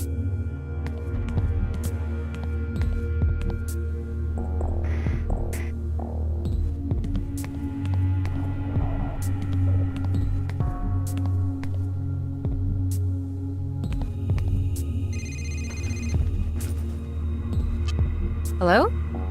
Hey, it's me. What's up? Nothing much. I was just calling to say I was on my way to visit Victim 5's roommate. Maybe she can tell us more about Vaclav and the other girl in the picture. No need, I know who she is. She's Vaclav's neighbor. Actually, I just finished the interview. How did it go? He's harmless. Anyways, he doesn't fit the profile. But I did nick a little something with Prince. I'm taking it over to Claire for comparisons. Great idea, but we can't use it though if he checks out. I know. Call me if you get anything interesting out of the roommate. Will do. Bye. Bye.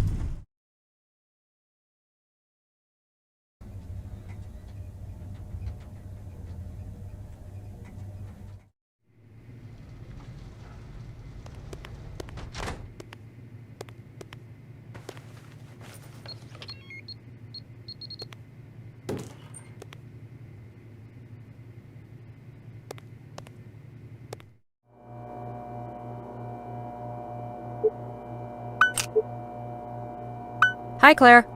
Hey. Can you check this bottle out for prints and compare them to the partials you got on victims 4 and 5? I don't think we'll hit anything, but I'm curious. Curiosity killed the cat. But a cat has 9 lives. Let's stop the cliches before someone gets shot. Can you at least extract the prints for me? Once extracted, the computer can compare the partials. Sure. Remind me where the stuff is? The powder's upstairs on my desk near the plastifying machine, along with the brush and lifting tape. When you're done, just give me the print and I'll handle the rest down here. Okay, I'll be right back.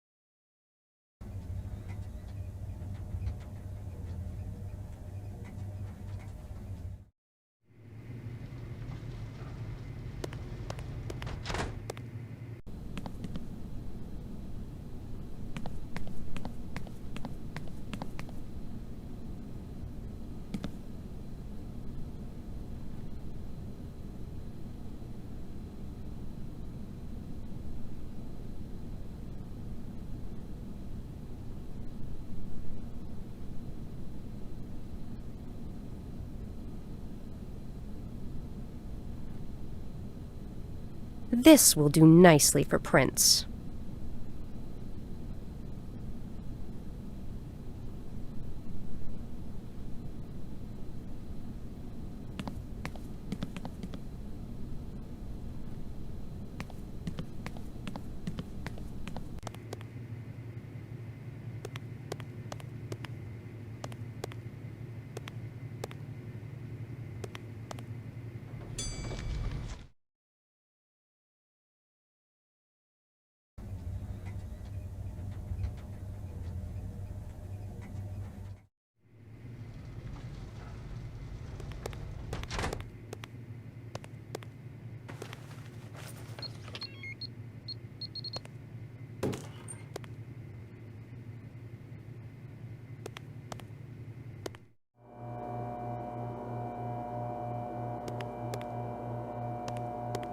I'm all done with the prints.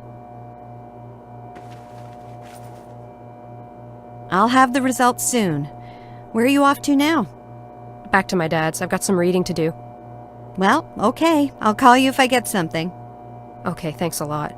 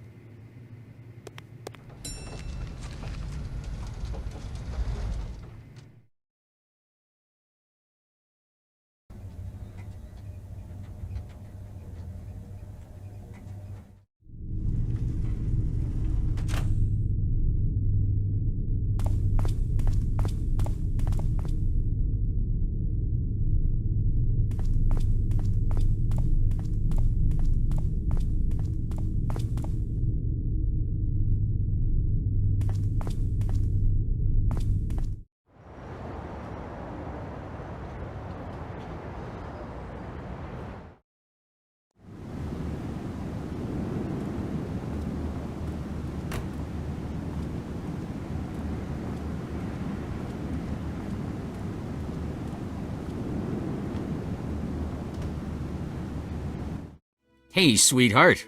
Hi, Dad. When do you think you can do those cookies? Oh, geez. Sorry, Dad, I forgot. I have time now. Oh, it's okay. It's not a problem, Dad. A promise is a promise.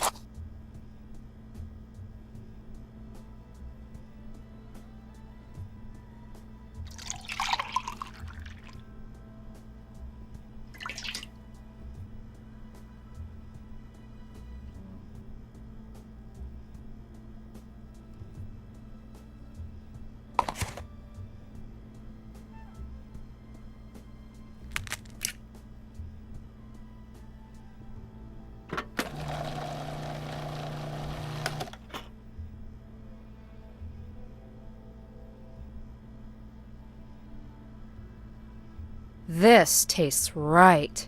Dad, the cookies are in the oven.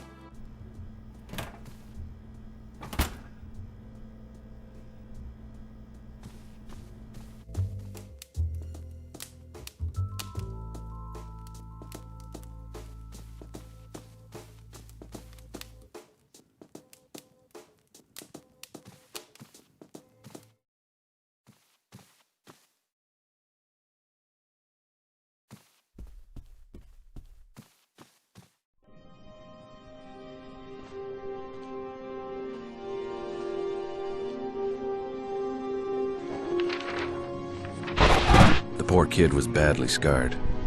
The killer stabbed her 7 times before she finally escaped to the streets. Otakar's boy Roman found her and brought her here. She's only 16, for God's sake. I promised her that I'd help her in any way I could if she would help me find the killer. So she opened up and told me her story. Can I keep this? Yes.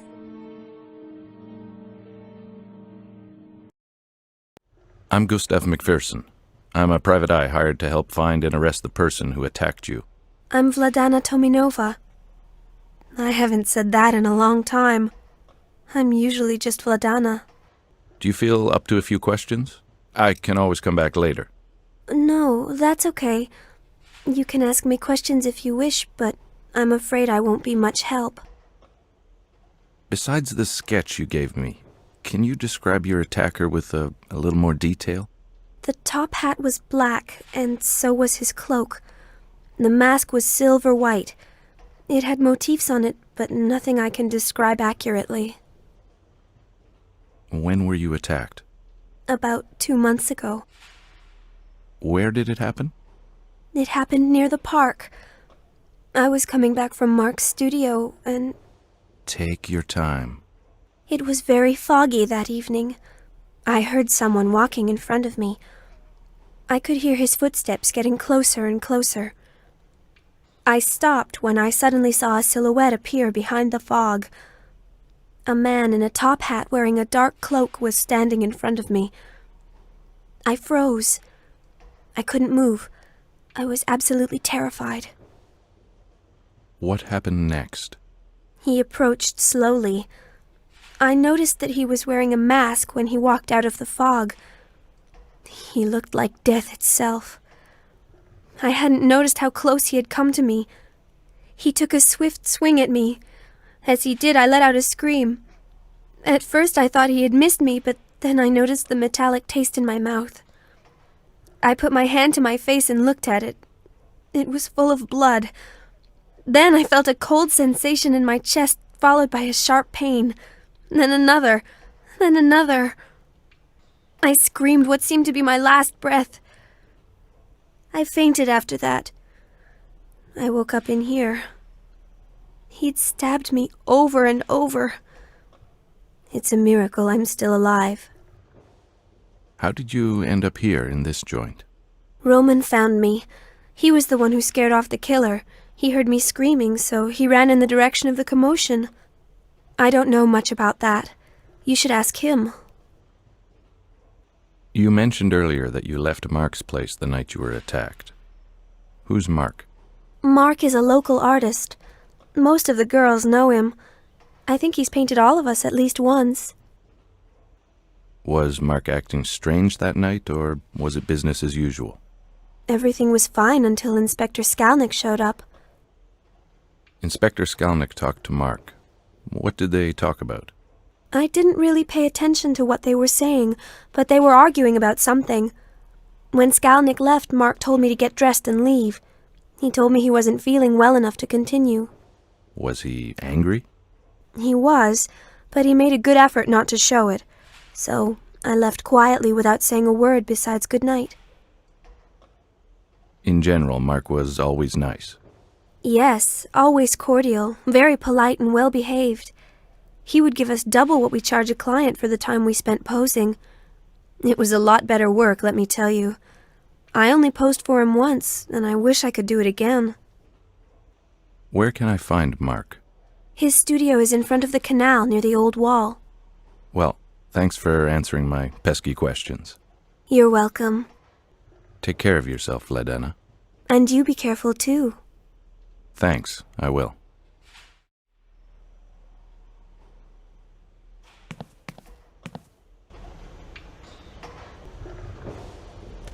I see you've solved the dog problem.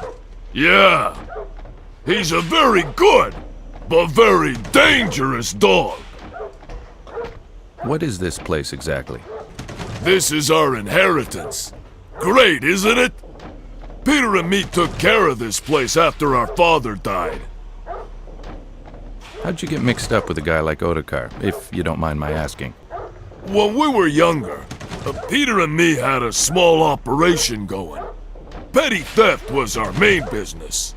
This place is perfect to hide stolen goods.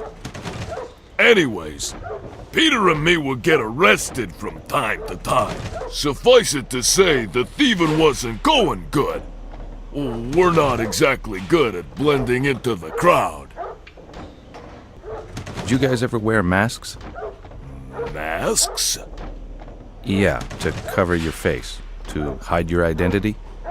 No, we never did. Now, why didn't I think of that? Masks, huh? I'm sorry I interrupted you. So how'd you hook up with Ottokar? Oh, yeah, well, we decided to work for him because our business wasn't going well and we needed money. Masks. We should have worn masks.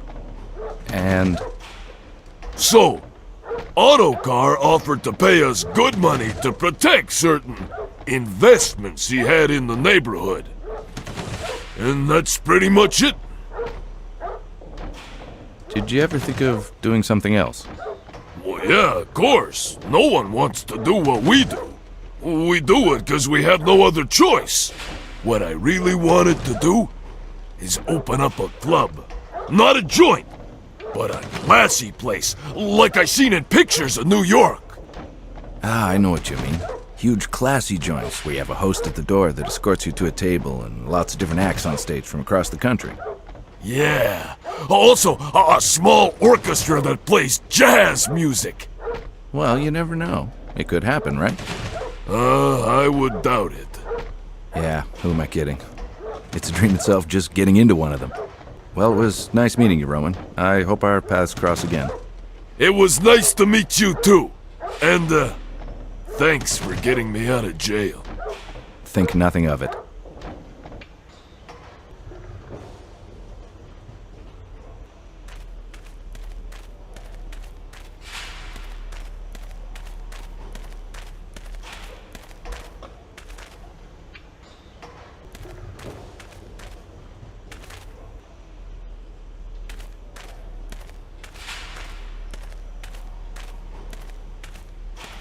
Hi, Peter. Hi! Seems you got away from raw meat. Do you scare your new friends like that all the time? I'm sorry for what happened. The chain doesn't usually break. It was funny to see your face, though. I always do the same gag to the new guys. What do you do for Ottokar besides roughing people up? I hurt people that Ottokar doesn't like I did to you. Yes, well, that's what I meant. Besides hurting people, what do you do for them?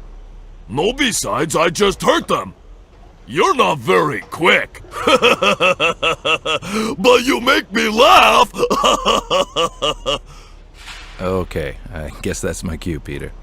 I'll leave you to your hurting people. But I think you should cut down on the raw meat gag. I need a new pair of shorts. Oh, that reminds me. I have to fix the chain.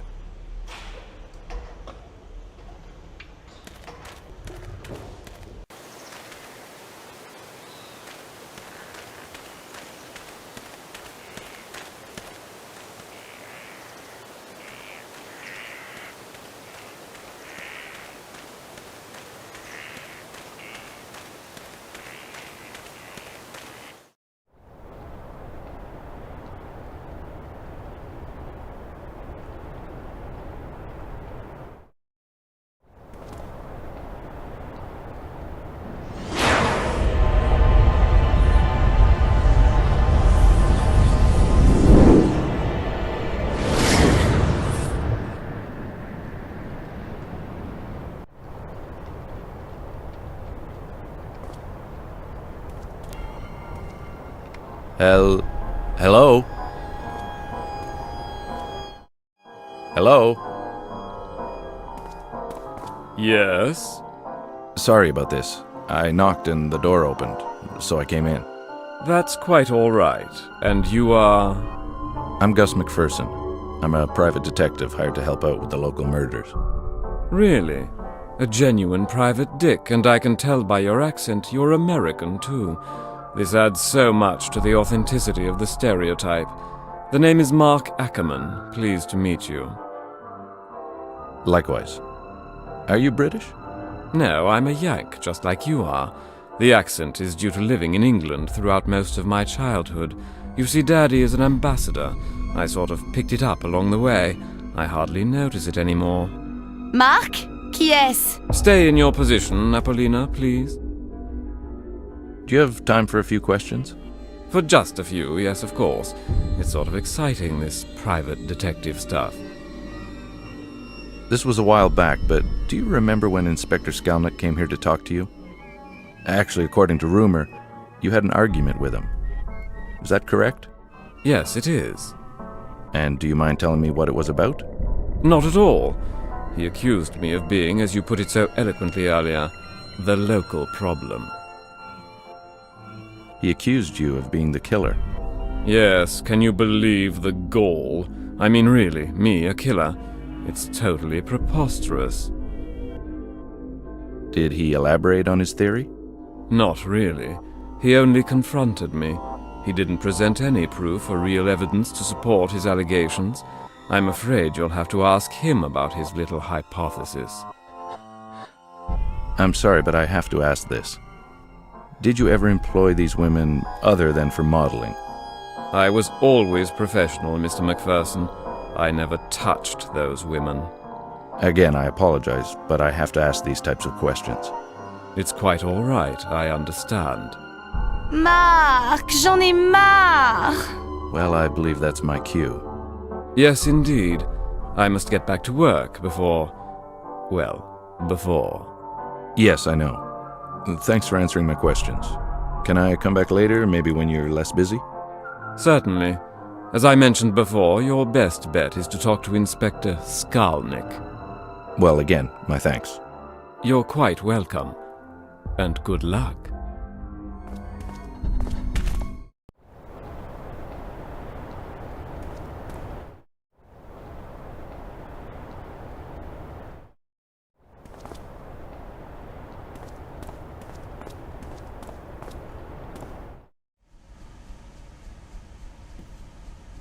Hey, friend. Mr. MacPherson, what can I do for you? I'd like to talk to your boss. Is he in now? As a matter of fact, he is. Are you going to pester him with annoying questions? How'd you know? A wild guess. Go right in, my friend. It's up the stairs at the end of the hall to your right. Thanks.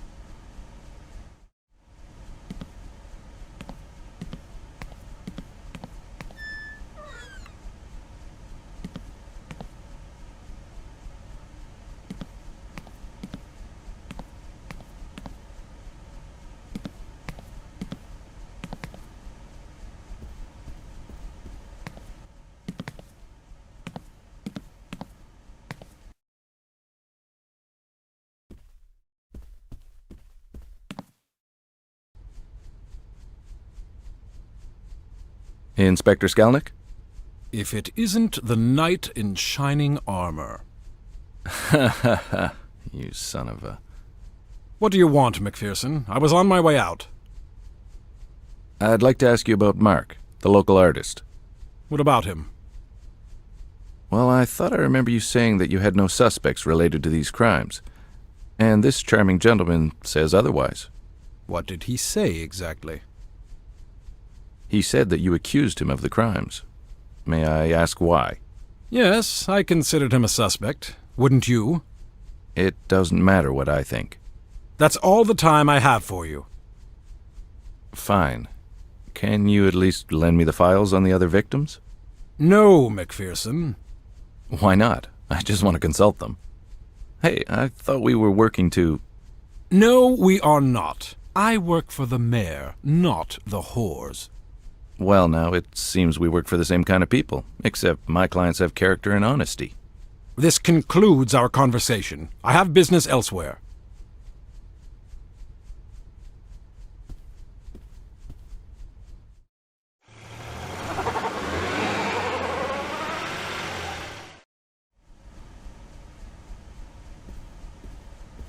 Hey, Kaz, I need another favor. What can I do? I need to get some files from Skalnick's office. Can you let me in? I'm afraid I can't do that, my friend. That could mean my job. Ah, come on. For old time's sake. No, really, I can't help you. But maybe the workers on the side of the building can help you? All right. Thanks for the tip. Have a nice evening.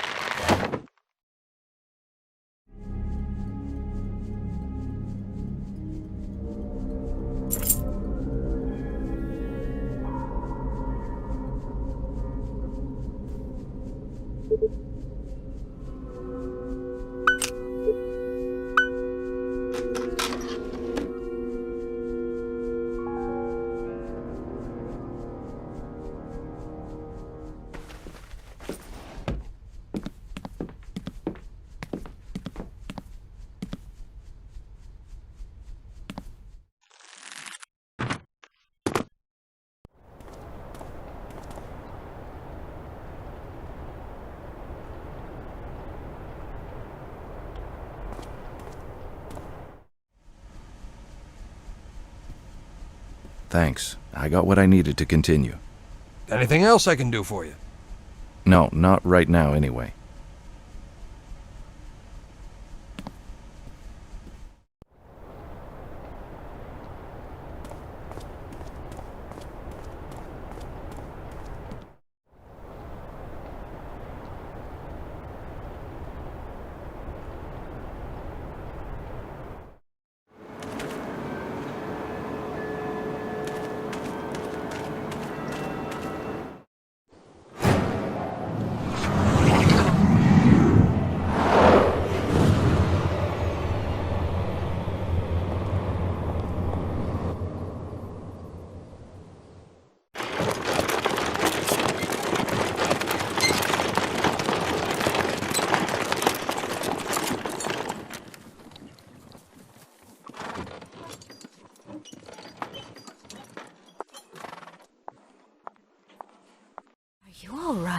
Yes, I'm fine.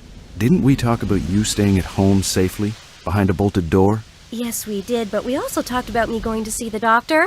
Ah, yes, I remember that. So what did the doc say? Did he find the problem? Well, yes, he did. So what's wrong? Can I ask you a very serious question? Okay, now I'm worried. What is it? How serious are we? How serious? Well, why do you ask? Just answer the question. I'm sorry, Ida, but where is this going? Do you love me? Yes, of course I love you. Actually, love is too small a word. I lure you, I lurve you, I lobe you. I'm pregnant. Really? Yes, really. That's why I've been sick for the last couple of weeks. I see. What do you want to do? Well, there's only one thing we can do. Which is? Let's get married. Really?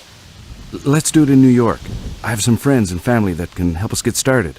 Oh, Gus, you're wonderful.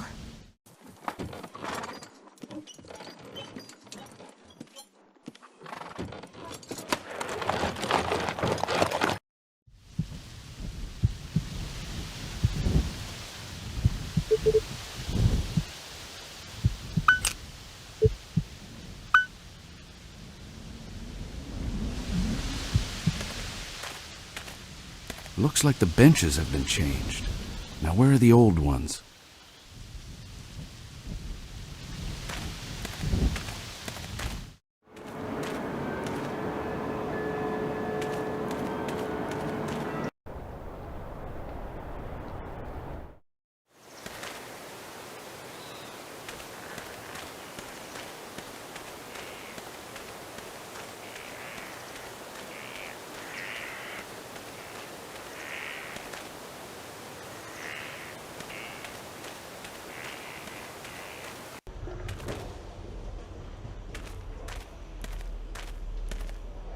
Hey, Peter.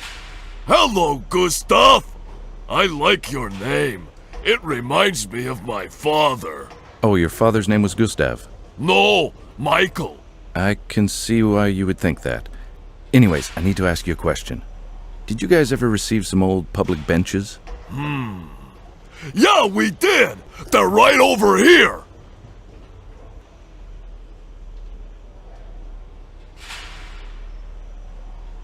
There you are! Thank you, my very large friend. You make me laugh! And it's a good thing I do. I'd hate to be on your bad side. Actually, I know what that's like.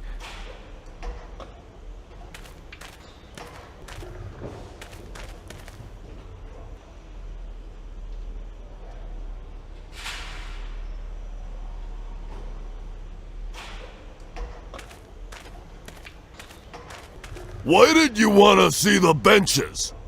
I was just looking for something. Oh, okay, Michael. See you later. My name is... never mind.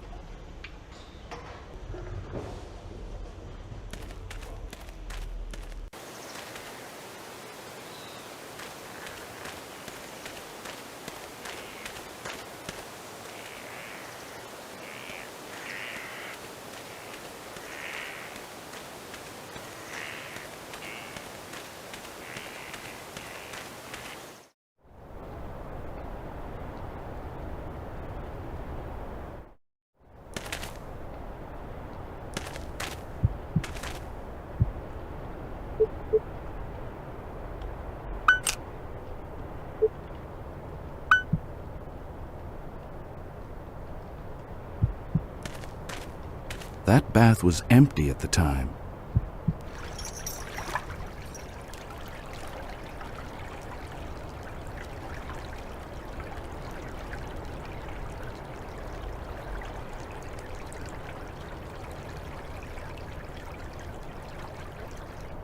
This message was carved recently. Someone is leaving breadcrumbs.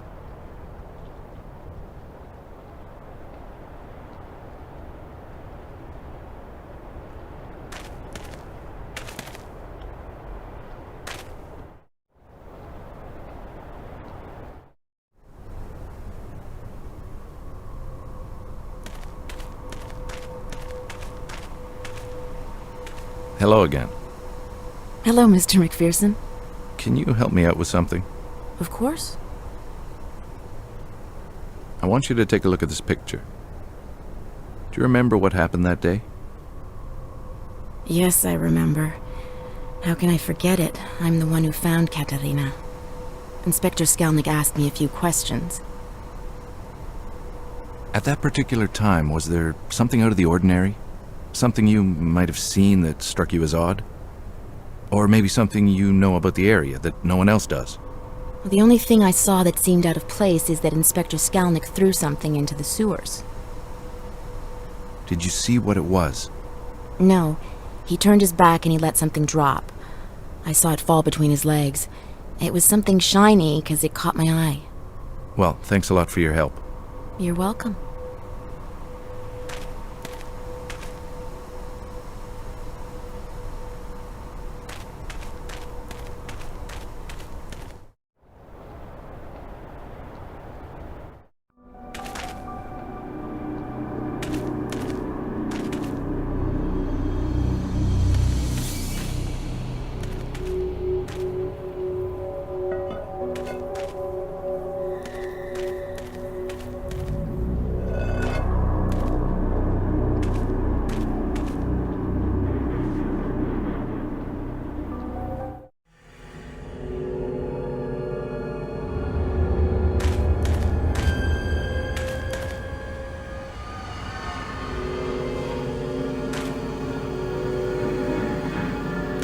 Strange.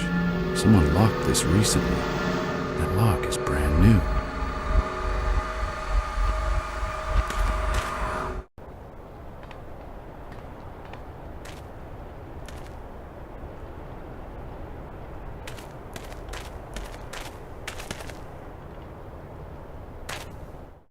Gustav! Yes? I'm really worried for Apollina. Don't worry. She's with Mark, the painter. I know, but she should have been back by now. It never takes that long to model. You've modeled for him before? Yes, I did, and I didn't like it very much. Why? Well, I don't like him too much. Was he mean to you? No, actually, quite the contrary. He was always nice. Too nice. It just gives me the creeps. Anyway, can you do me a favor? Sure. Can you just go and look at Mark's studio? Okay, I'll have a look. And if Apollina's there, I say... That Milena wants to talk to you. I'll do as you wish. Thank you.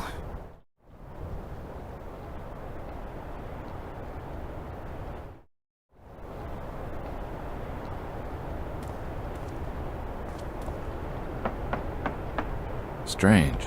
No one's there. I think I'll let myself in.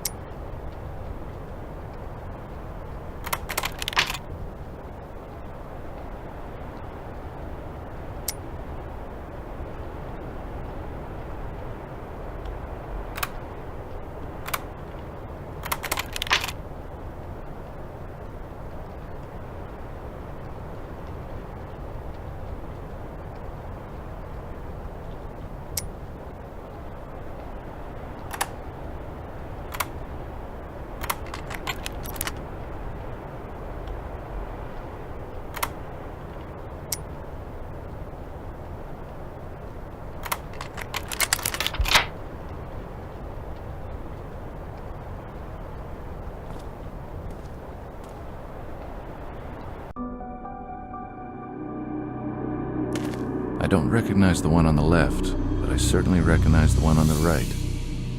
Ida never told me she posed for him.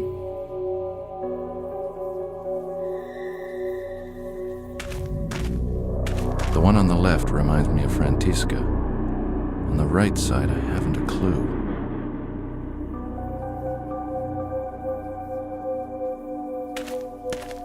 Vladan on the left, and he finished Apollina. The paint is still drying.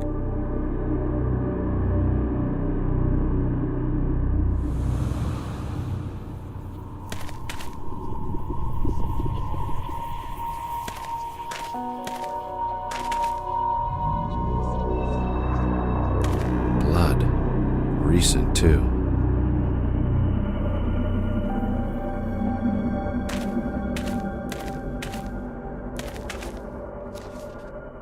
Mr. Ackerman, your indiscretions are becoming too expensive to cover up. Your father is resigning as ambassador. You will be returning to America with him shortly. Get your affairs in order. Bell, U.S. Embassy.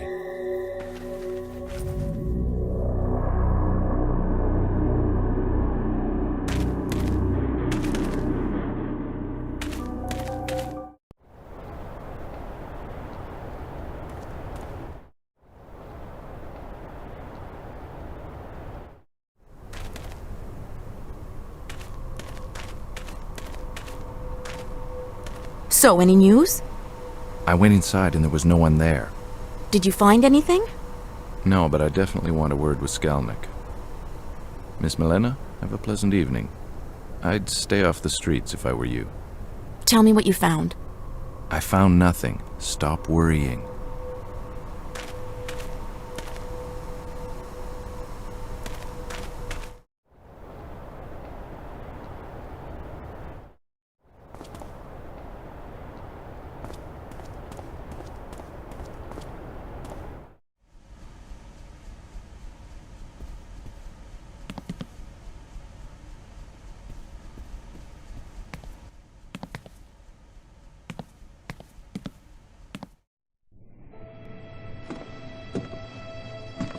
Well, Inspector, are you satisfied with your last payment?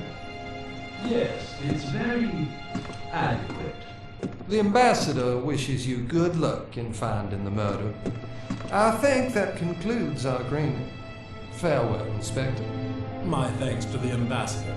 And as far as our murderer is concerned, well, let's just say I have the perfect man to take the fall. Why, that son of a bitch.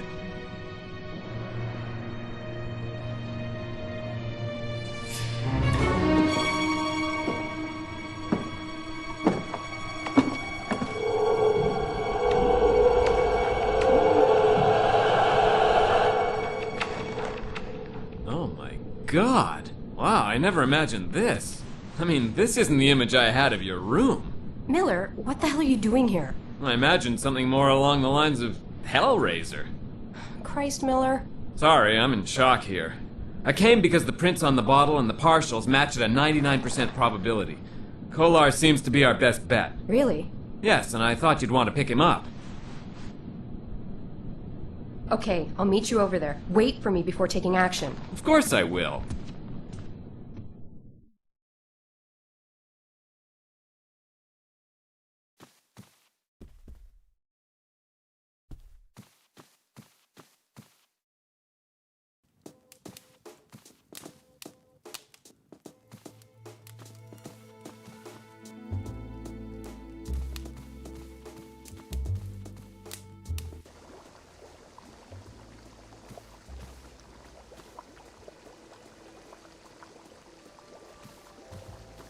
Dad? Yes? Playing Mr. Fix-It? The damn thing is broken again. Dad, call someone. The reason why it breaks all the time is because you fix it. Just call a professional. I know what's wrong this time. You wouldn't understand, Pumpkin. It's a guy thing. So how are the cookies? Just like Mom used to make. I'm happy you like them. I'll have a bite later. You'll have to make more. You ate them all already? Yes. Jeez, Dad, you could have let me have at least one. Well, you know, when I get started, it's hard to stop. Great. My dad's a cookie junkie. Why did you let Miller upstairs? I called you 3 times. I got tired, so I let him up. Yeah, but Dad, he saw my room, Dad. What's wrong with that? You do know I work with cops. I'll never hear the end of it. Officer Miller seems like a nice guy. He is, Dad, but he has a cop sense of humor. Are you off again? Yes, I have to go meet up with him. I'll drop by again later to make more cookies. No thanks to you. Okay, sweetheart. See you soon. Bye, Dad.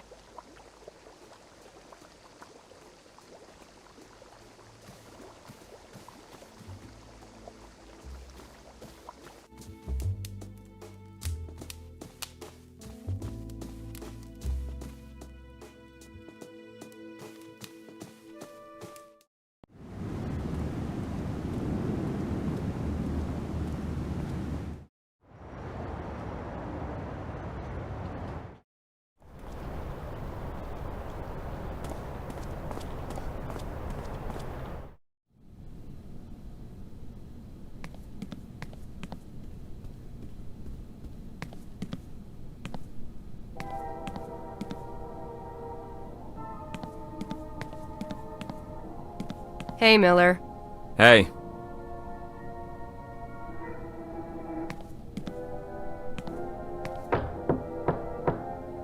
Hey, Vaclav, we need to talk to you. The cute agent is back.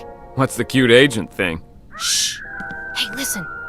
Did you hear that? What? It's probably a movie. No, I don't think so. Actually, I think it's from the movie Clockwork Nightmare. No way. This is for real. Ah, come on. It's called Suspicion of an Officer. Aw, man, Victoria. Call Tate. Oh, crap. I will. Later.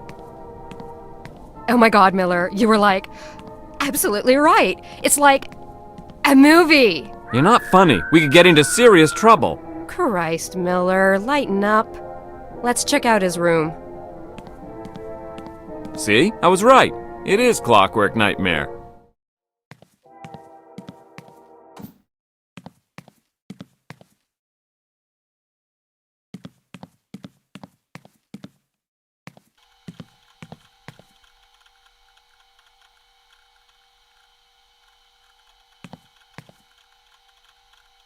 This guy is twisted. Oh, stop it. Did you see the pictures on the wall? Yeah, so? Gore films, crime scene photos, porno. Need I say more? You just described 3/4 of adolescent America. He's harmless. We're here to ask about the prince. We aren't here for character assassination. We'll leave that part to the lawyers.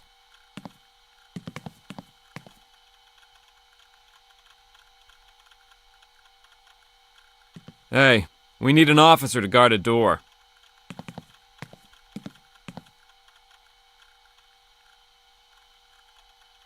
I bet if I sprayed luminol all over the bed, I'd need sunglasses just to look at it.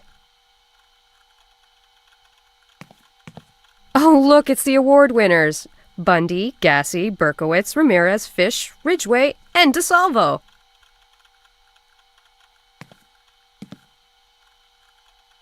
Various pictures of serial killer victims.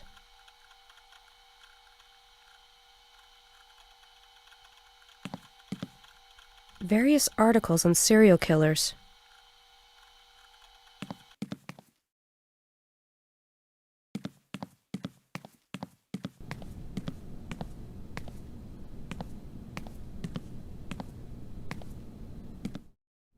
What's going on? Police business, miss. Ouch. Hello. You must be Mia, right? Yes, and you seem to have me at a disadvantage. I'm Agent MacPherson, and this is Detective Miller. You wouldn't happen to know where Vaclav might be? Actually, yes I do. I saw him at work. He was getting a massage or taking a hot bath, whichever. Where do you work?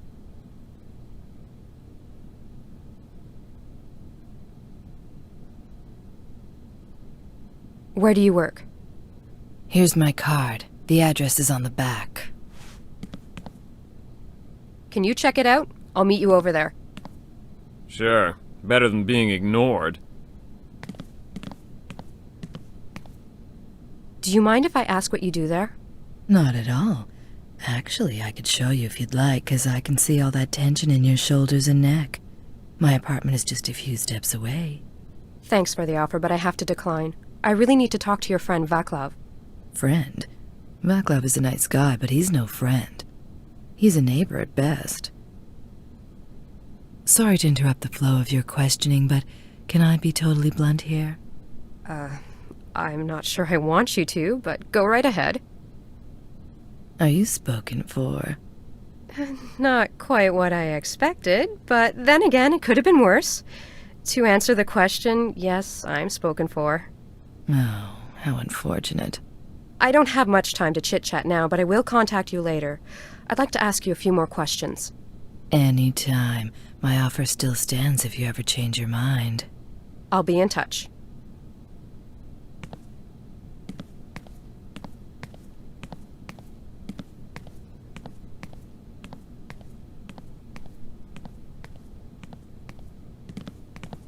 You call, Miss MacPherson? Yes, I need you to guard the door in case Vaclav Kolar shows up here. Description? About 5'8", black hair, glasses, and he has a scar on his face. Okay, I'll call in if he shows up. All right. Thanks, Tate.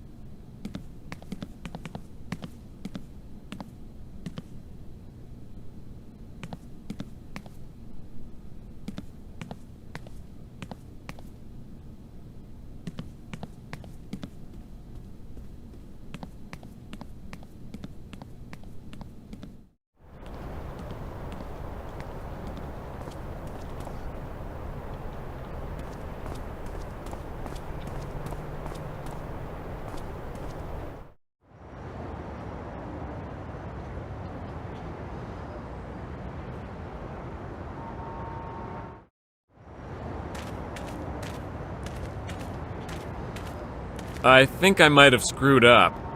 You didn't try your tough guy routine, did you? I might have, yes. What happened? I only said that I needed to talk to one of the clients. He wouldn't let me in, so I asked him again, this time with some subtle encouragement. You mean you flashed your badge in his face, right? That pretty much sums it up, yeah.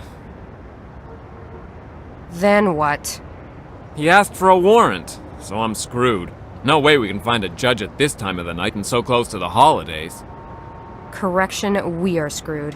But wait, I might have an idea. Stay here in case I miss Vaclav. You know what he looks like? Yeah. Wait, what are you up to?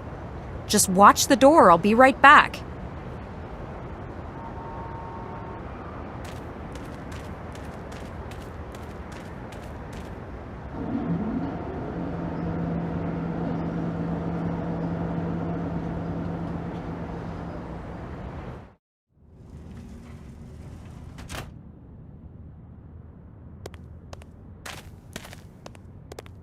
Sorry, baby, but I need to see your pass. I don't have my pass. I was wondering if you could let me in anyways. Then y'all ain't going in. Yo must be the new girl. It always be the same old motherfucking routine. Listen, yo don't forget yo pass. Yo forget it, yo don't work. You really can't bend the rules just for tonight? Yo, listen up, mama. A rule is a rule. It'd be my ass if I let y'all in. I thought they'd brief you. They did, it's just I live really far and it costs me a fortune in cab fare. So take a cab. They pay for it. I'm sure it's not a problem. How would it look to you if you start someplace and you're already asking for money? It doesn't make me look good. Yeah, I see your point, but I still can't let y'all in. How many girls besides me? 4. Are you sure they brief you? Yes, they did.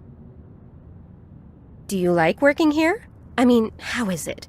Yeah, I like working here. It's not bad at all. Better than where I used to work. I know about my end of things, but on your end, I have to say, y'all should all be asking one of the other girls. Well, I gotta head back and get that pass. Sorry about that, but I really got no choice.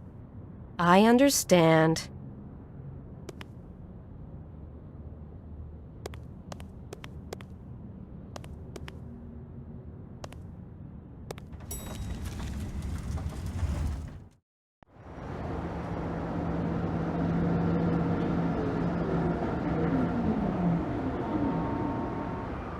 Your idea didn't work, I gather. Yes and no. I have to see Mia and try to convince her to give me her pass. Can you stay here and watch the place in case Kohler decides to split? Sure. Can you get me some milk bones while you're at it?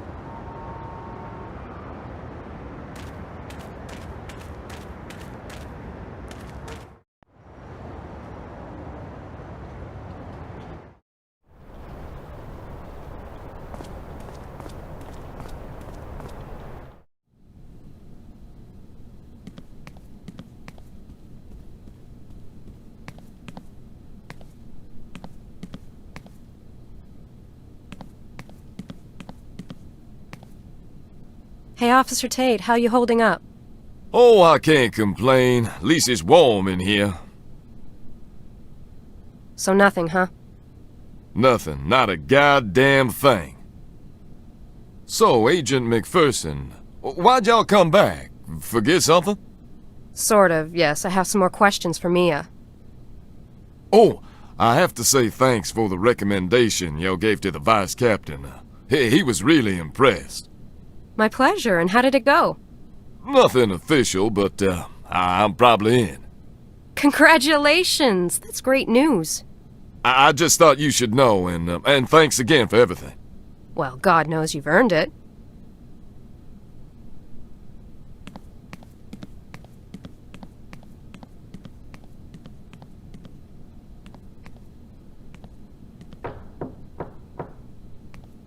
Oh, hi. Hi, Mia? You had a change of heart? Sort of. I need a favor. Even better. Come on in. Hello? Yes, okay. I'll be right down. I have to go downstairs for a second. Make yourself at home. But Mia, all I need is... I won't be long, promise.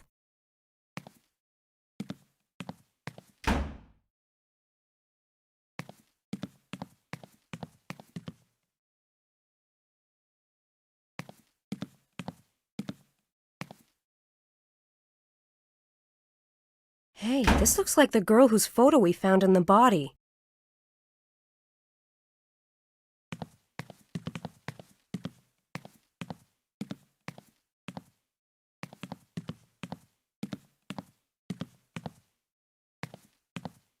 Mia, who is this? Oh, that's Steph. Oh, shit, I was supposed to meet her to do another portrait of her. Where were you going to meet her? Why? What's wrong? Just tell me where. At my studio, 4455 Beauregard. Okay, I know the place. Please, Vic, what's going on? No time to explain, just stay here. Don't move.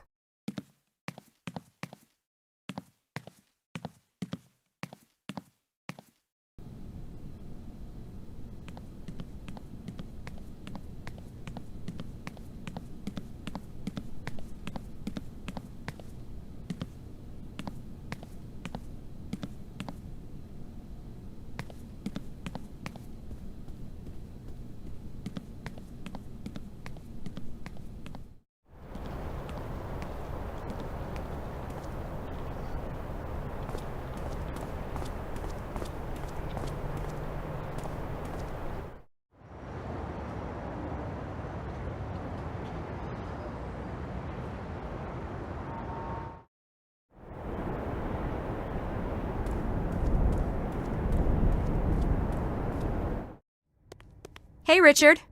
Hi, honey. Have you finally come to see the exhibition? No, not really. I need you to open the gate outside. I have to get into one of the studios. Sure, but why? I finally have a lead in my case. And it's in one of my studios? What's going on? Yes. Well, it's a person who might know the killer, and she's inside. I really need to talk to her. Okay, let's go.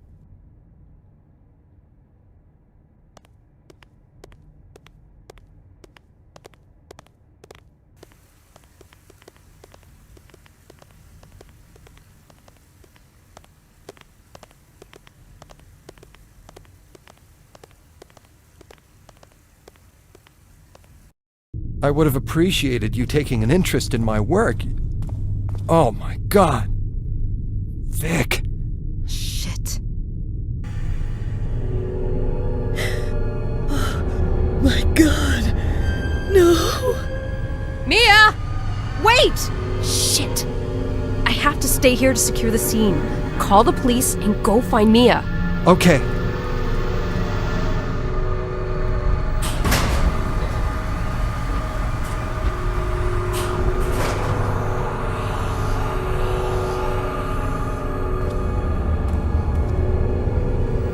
The rose is under the lift. I can't reach it.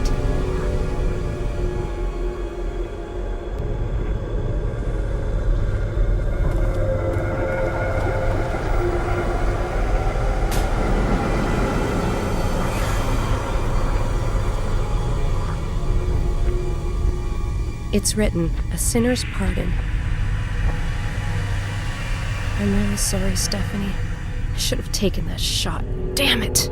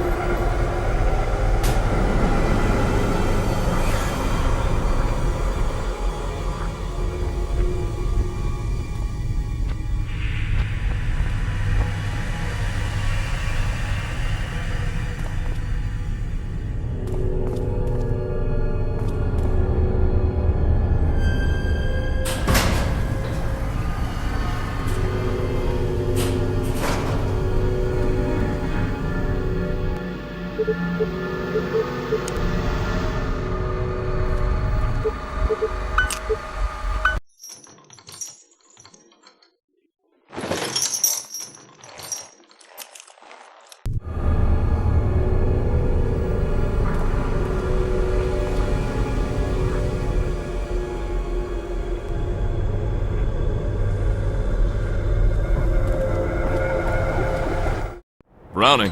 Who? Why wasn't I informed? Don't bother, I'll tell her. Okay. Agent MacFerson, Miller has a Vaclav Kolar in for questioning. Why wasn't I informed of this suspect? Because I really don't think he's relevant to the investigation. Well, your partner seems to think otherwise. Anyway, he's waiting for you at the office.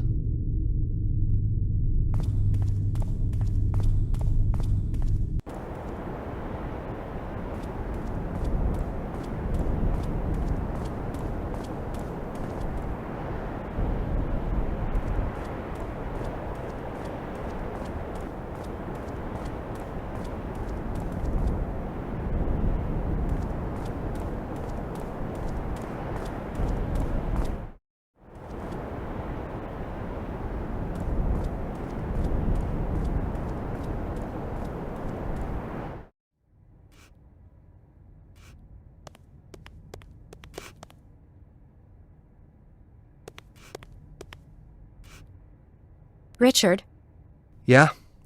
is she okay? Not really. Okay, listen, try and comfort her as much as you can. I have to go to the office, but keep Mia here and don't let her out of your sight. Can you do that for me, please? She's important for my case. Sure, honey. It's not a problem. Thanks. See you later.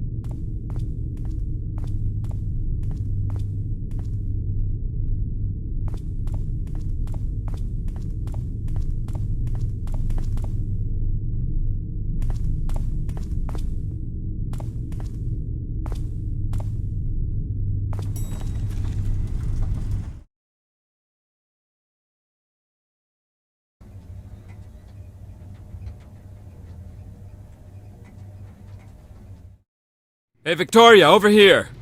He's in there now. What happened? A new murder?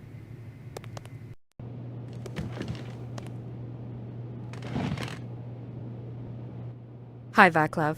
I believe you've met Detective Miller? Yes. Am I in trouble or something? Well, sort of, yeah. I've done nothing wrong. Can you tell me where you were 3 nights ago? Yes, I was probably working on my thesis. Probably? I assume because that's all I do, or tutor students to make ends meet. That's how you met Natalie? Yes, I was her tutor at the university, and that's all. Let me show you a picture of Natalie. Did you do that to her, Vaclav? No, I didn't do anything to her. It's different when you know the person, isn't it? Maybe you should reconsider how you decorate your room. Tell me how you met Natalie. Did you drown her before eviscerating her? I didn't do that to her! So how did you meet her? I saw her ad on the school bulletin board. What about Cynthia? How did you meet her? You killed Cynthia the same way you killed Natalie, huh? I told you, I met her at Mia's party. Then how come we have partial prints at Natalie's crime scene and Cynthia's crime scene that match your prints at a 99% probability? Did Cynthia resist? Is that why you beat her up so bad? I didn't do anything to her! I get why Natalie would have partials of you, but Cynthia? Something doesn't fit. You hired her, right? What? Relax, Vaclav. I just want to know what happened between you two. Yes, I did. I mean, yes, I hired her. Cynthia worked at the same place where you were picked up tonight, right? Yes. Mia and Cynthia worked there, but they didn't work the baths or do massages. What did they do? They worked in a special club. Only certain members have access to another room. What is this place? A brothel? I don't know. I never went, but I know that I saw some important people. That's enough. You're free to go, Mr. Kolar.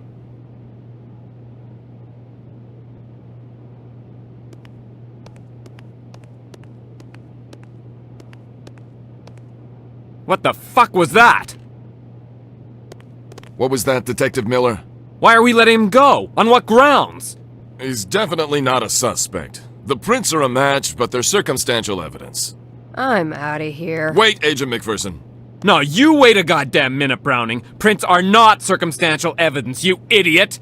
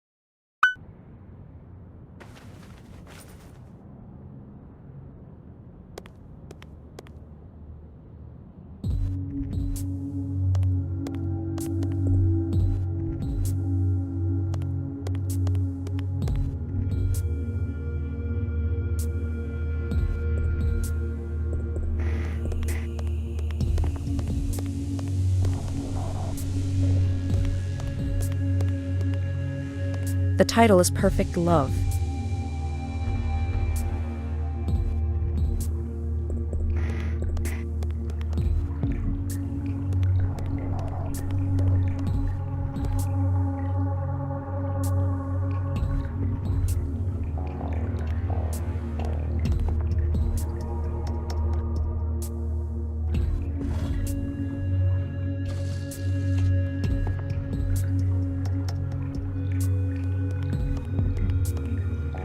The title is Dark Wedding.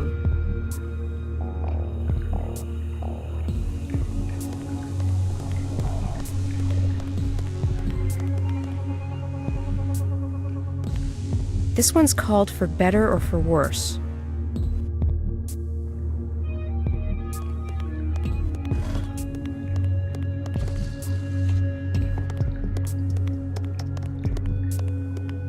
The painting is called Reminder.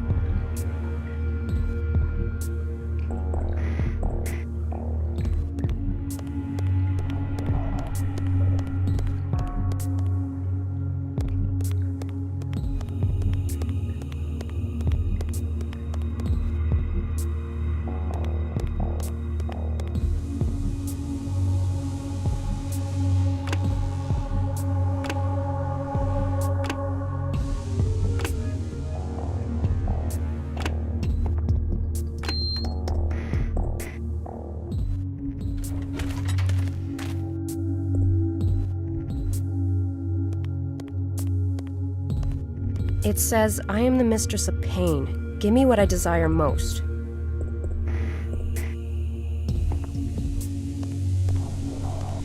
It says, I am the queen of secrets. Give me what I desire most.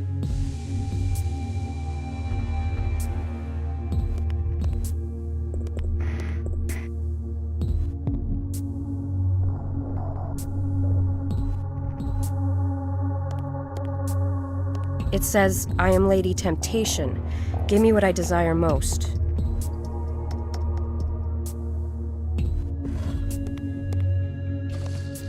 It says, I am the Baroness of Blood. Give me what I desire most.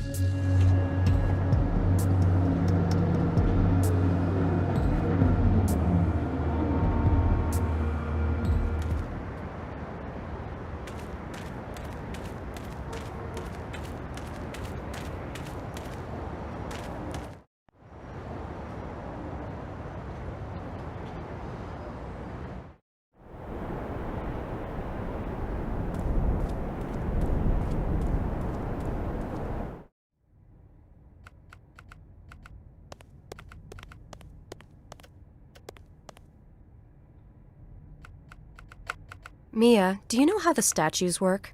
You need to use a specific object for each statue. Mine is the apple. One half is in the room with the statues, and the other is at my apartment. Can I have the key to your apartment, please? Sure.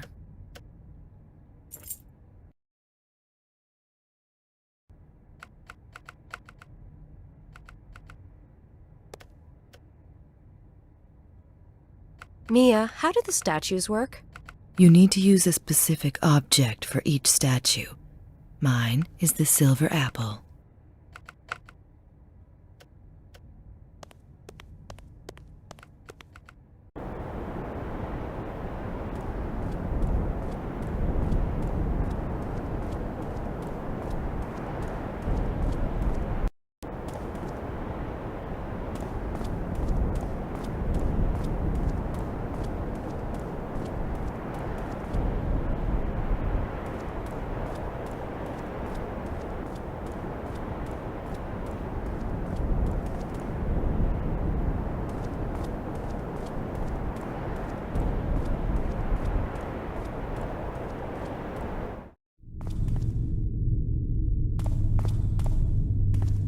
Hi, Claire. Hey, sweetie. So what can you tell me about this one? She died by strangulation. Look at the lesions on her neck. Like victims 4 and 5, she was eviscerated. Again, the mutilations were probably done post-mortem. But he did something completely different this time. What's that? He put some of her intestines in the paint buckets. I noticed she was missing some, so I looked in one of the cans. In all my years of service, I've never seen anything so grotesque. Do you think that there are 2 of them working together? No, I don't think so. It's not common to have 2 serial killers working together. I can only remember 2 cases, the Hillside Stranglers and Lucas and Toole. No, this is the work of one man. He's changed his pattern to match someone else's. The first 3 were beaten and drowned in water. By the 4th victim, the killer started to mutilate the body by evisceration, but the cause of death was still drowning. The 5th victim was pretty much the same. Is there anything else you can tell me? Not really, sweetie. This one's hard due to all the damn paint. I'll give you a full brief later. Okay. Did you remove anything from the crime scene? No. Why? Oh, come on now, Victoria. I know how you like to cut corners, especially when you get to a crime scene before I do.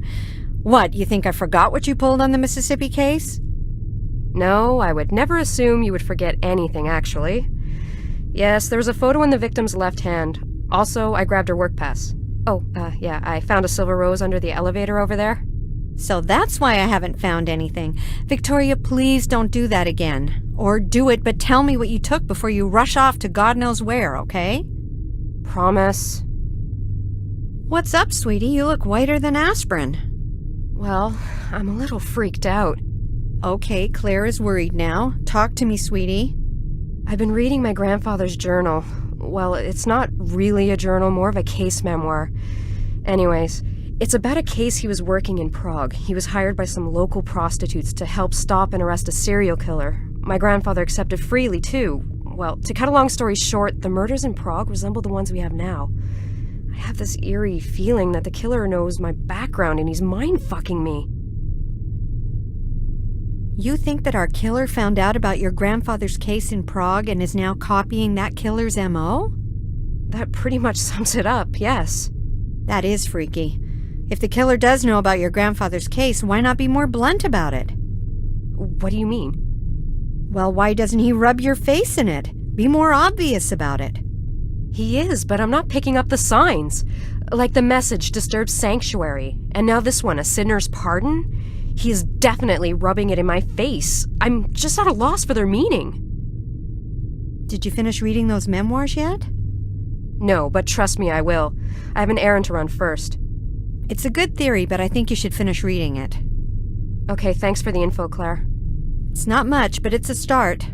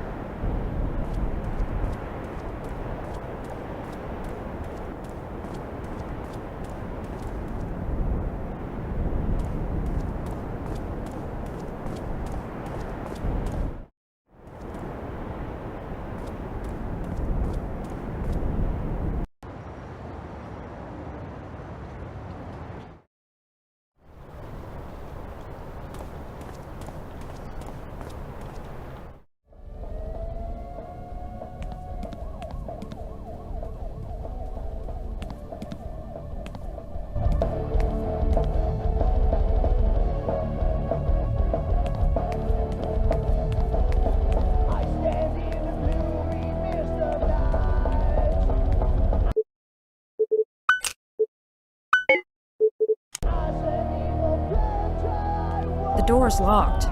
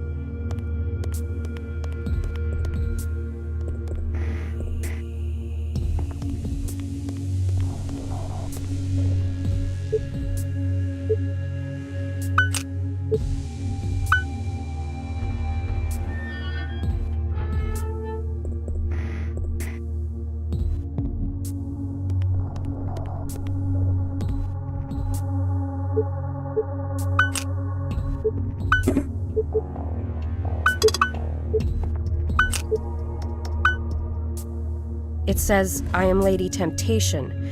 Give me what I desire most.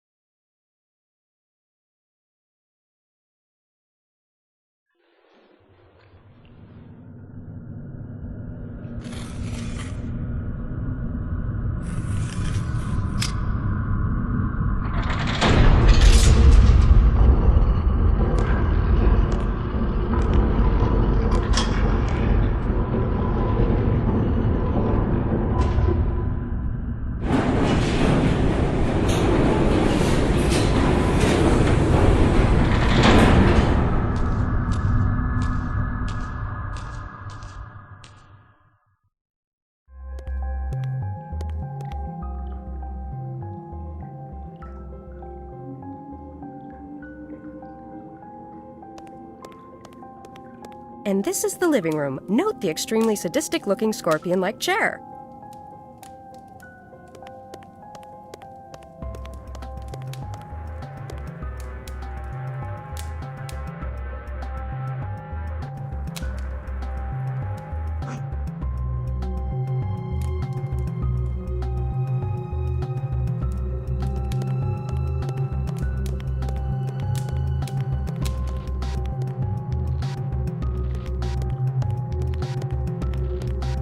Now that's a nice bed.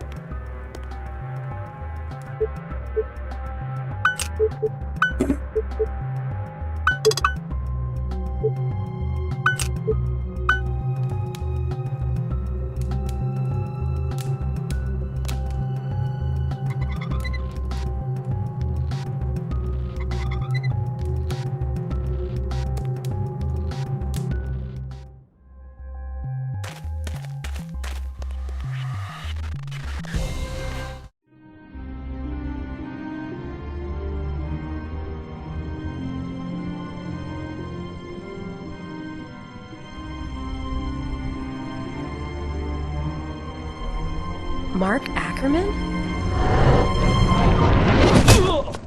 Mark Ackerman! It's Ackerman!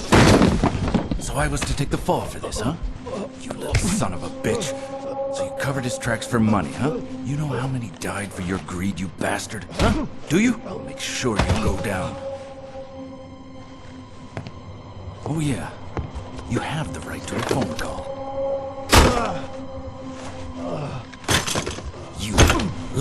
Smart-ass punk.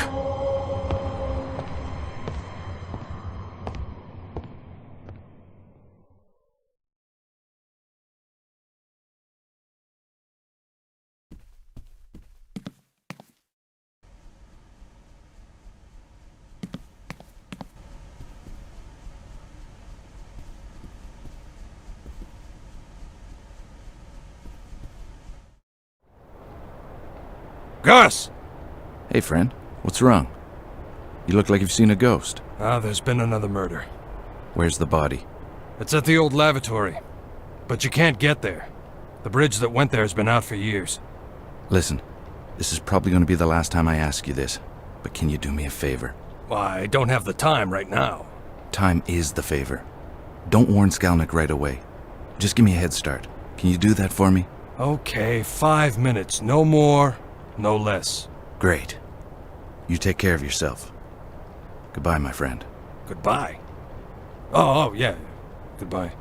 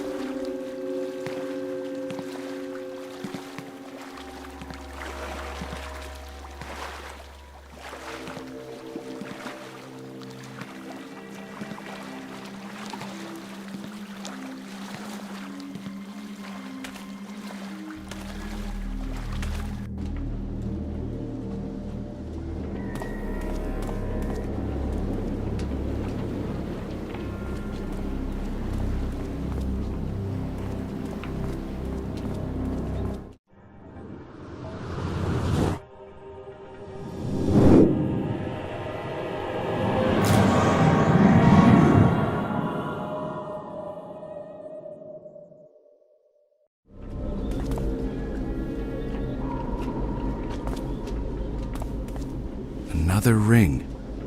Weird. This one looks like it was made just recently.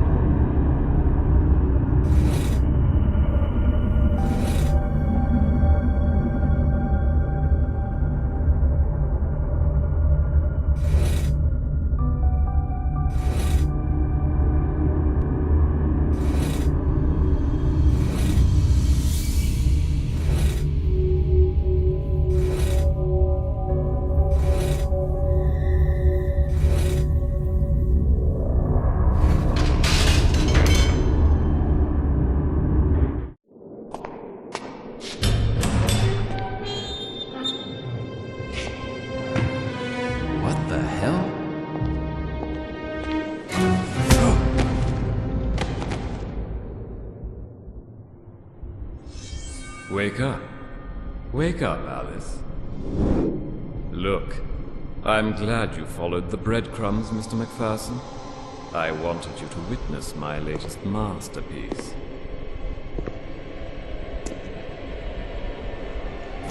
Wake up, dear. I wouldn't want you to miss the pain.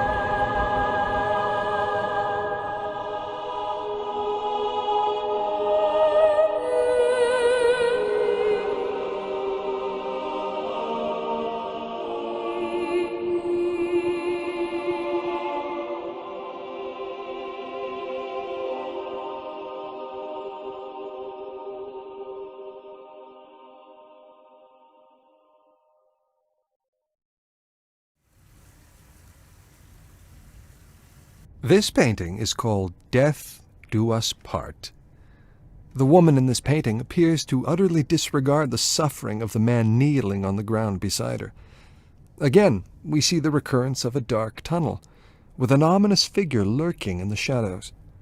It seems as though Ackerman is attempting to recreate a moment in his childhood, with undertones of rape and suffering.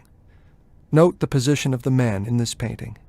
He is vulnerable, weak, and exposed. Is this how Ackerman himself felt at the time? Cleansing of a soul. For the first time in Ackerman's work, a woman is depicted in a seductive manner. She floats on the canvas, her red cloak rippling in the wind, in contrast to the dead calm of the background.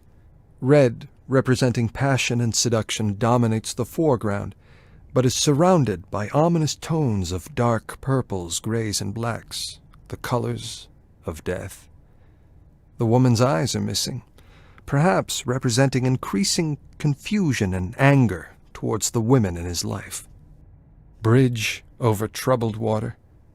The woman in the foreground seems troubled and stares directly at us, seemingly unaware of the turmoil surrounding her.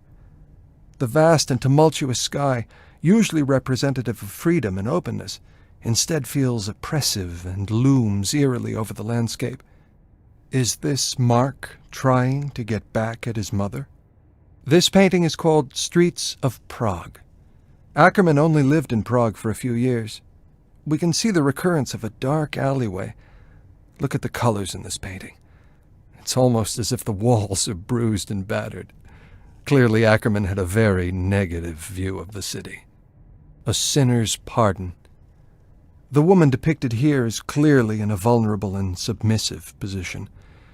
She clutches herself as she struggles to achieve forgiveness. Perhaps one might see this as Ackerman's vision of how his mother should have asked for forgiveness for failing to protect him. The first one is called Abandoned. To the right, you can see a woman lying down, drunk, seemingly unaware of her surroundings. In the center of the picture are two eyes, eerily cutting through the darkness. We know that Mark Ackerman was abused by his father, and felt that his mother, who knew what was happening, stayed passive and let the abuse continue. This is mirrored in the painting, where the woman depicted seems unwilling to react to the approaching danger.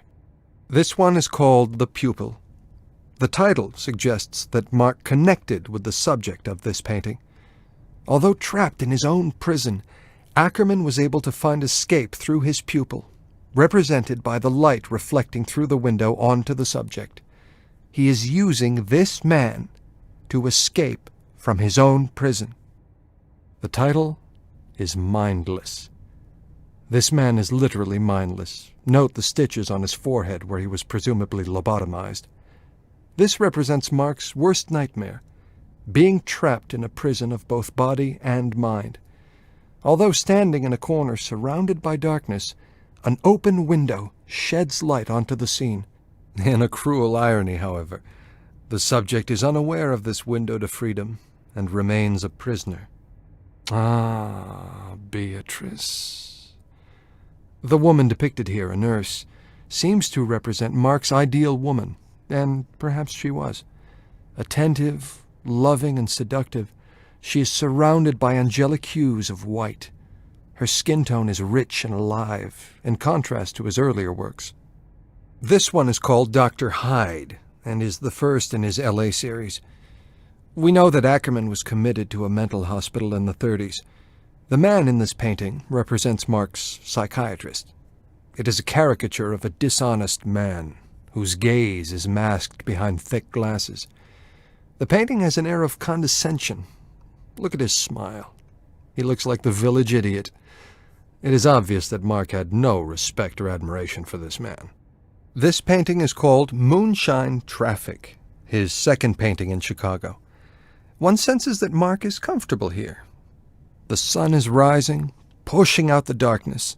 Notice the warm oranges, yellows, and reds. Perhaps Mark is finally at peace and feels at home in Chicago. This one here is called Disturbed Sanctuary, and is the first in his Chicago series. One of the unusual aspects of this painting is the perspective from which it is created. One feels as though Ackerman is an unwanted guest in the room, almost hiding behind the curtain. The woman shown in this painting appears blissfully unaware of him or the darkness that surrounds her sanctuary of light.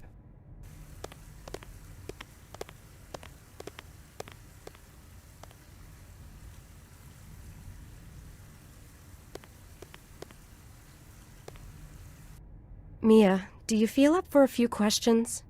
Sure. Can you tell me, is this you in the picture? Yes, it is. Where and when was it taken? I don't remember anyone taking a picture of me at that party. It was a rave in an abandoned warehouse somewhere. It was a few weeks ago. Who were you with? I was with... Sorry, Mia. Stephanie was with you. Yes. How did you meet Stephanie? I met her at work. So you, Cynthia, and Stephanie worked at the club? Yes. Who's the fourth girl? I don't know her real name. She was known as Queen of Secrets. The rule was never to give our real names to the clients or to the staff. But me, Steph, and Cynthia didn't respect the rule. We often partied. We got pretty close. But she respected the rule and never mixed with us. You were Lady Temptation. Yes, and Steph was Baroness of Blood and Cynthia Mistress of Pain. What went on at the club? Well, Queen of Secrets would host the clients in the room with 4 statues. The clients would change their clothes. Change their clothes? Yes. They would put on Victorian-style cloaks with top hats, and they would wear masks. Masks? Yes, it was a rule never to know their true identity. These men were probably rich and powerful. It was to prevent us girls from blackmailing the clients. Plus, it heightened their experience with all the role-playing possibilities. It put them at ease to know that we didn't know them. The money was absolutely insane. Thanks, Mia. I want you to stay with Richard for a while, because I might have more questions for you. Is that all right with you? It's no problem.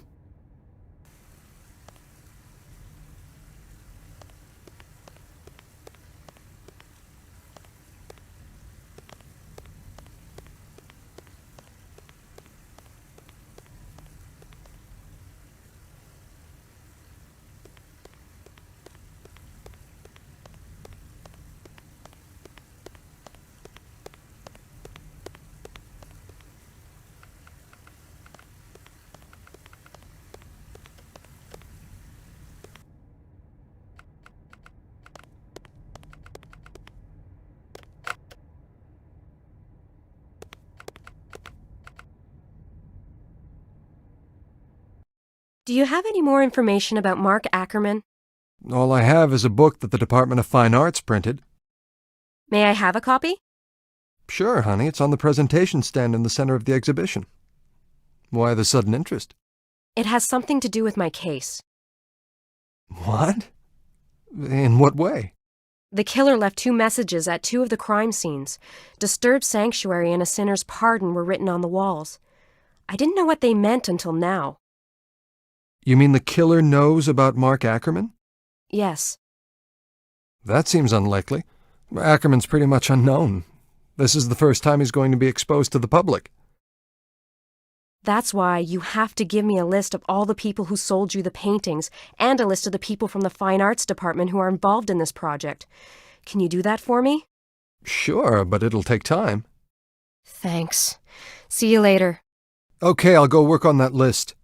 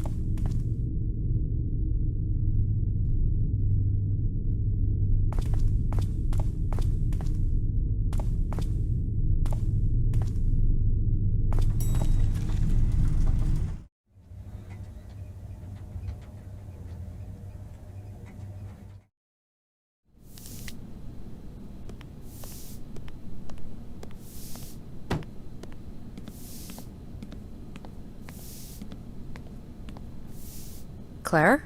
What are you doing here? Why do I have the feeling I just caught you with your hand in the cookie jar? I just came up here to get some blank report sheets. I'm all out downstairs, and there you are. Claire, what's your level of clearance? Level 2. Oh no. Please don't tell me you were trying to find files using my name. Oh, I found them. I just can't access them. It's level 4 clearance only. Oh, I'd love to read them. Don't tell me you have a lead. Actually, I might have one, yes, but I won't go into details just yet. I've been taught to never give any details before you have all the facts. Oh, really? Who's the idiot that taught you that? You did at Quantico. Remember? Yes, I remember. Anyways, I really need to get my hands on those files. Clearance 4, huh? I know one person who has that level of clearance, Todd. We never had this conversation, and I certainly never said that you could try the computer in his office instead of trying to get me in trouble. Victoria? Uh-oh. You never call me Victoria unless it's serious. You usually cut corners, I know, but why do something that might actually cost you your job? Because I feel responsible for Stephanie's death. Okay, now how is that possible? When I chased our murderer on the rooftop, I had a chance to take him out and I didn't. Why? Did you freeze? I know that happens sometimes, even to the best. I'm sorry, but that sounded like a male impotence speech. Victoria, I'm being serious. I froze, sort of. I was hanging over the ledge. Victoria, I can't believe we're having this conversation. That's not a shot, and you know it. How is your falling to your death any good for the case? Thanks for the tip. Oh, and we never had this conversation. We better not have had this conversation. Never mind. Well, good luck, sweetie. And when you get the final facts, make sure you think of me and share. Of course I will. Thanks for being you.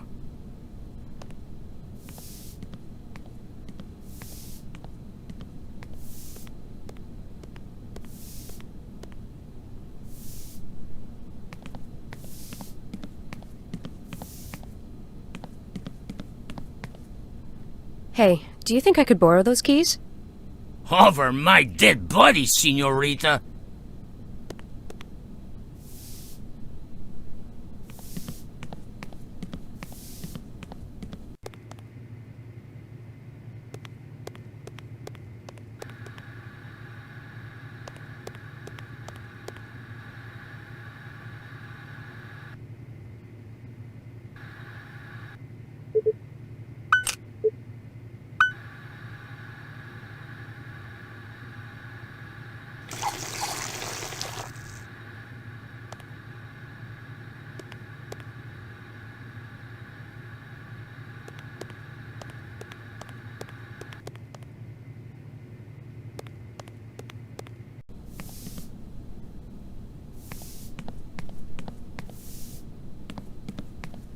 I'm sorry, but I made a terrible mess at the coffee machine.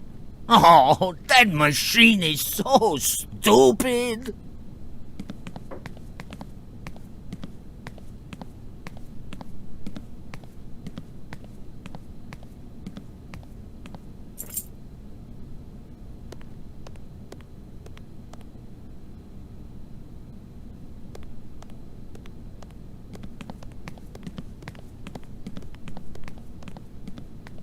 The boss's office. It's locked, of course.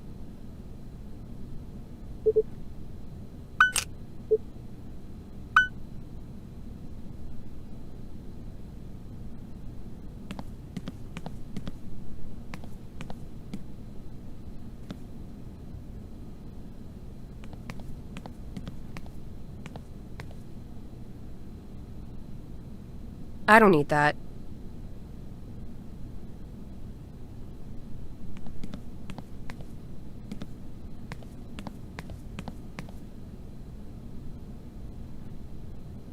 It's a print scanner. I need one of Todd's prints.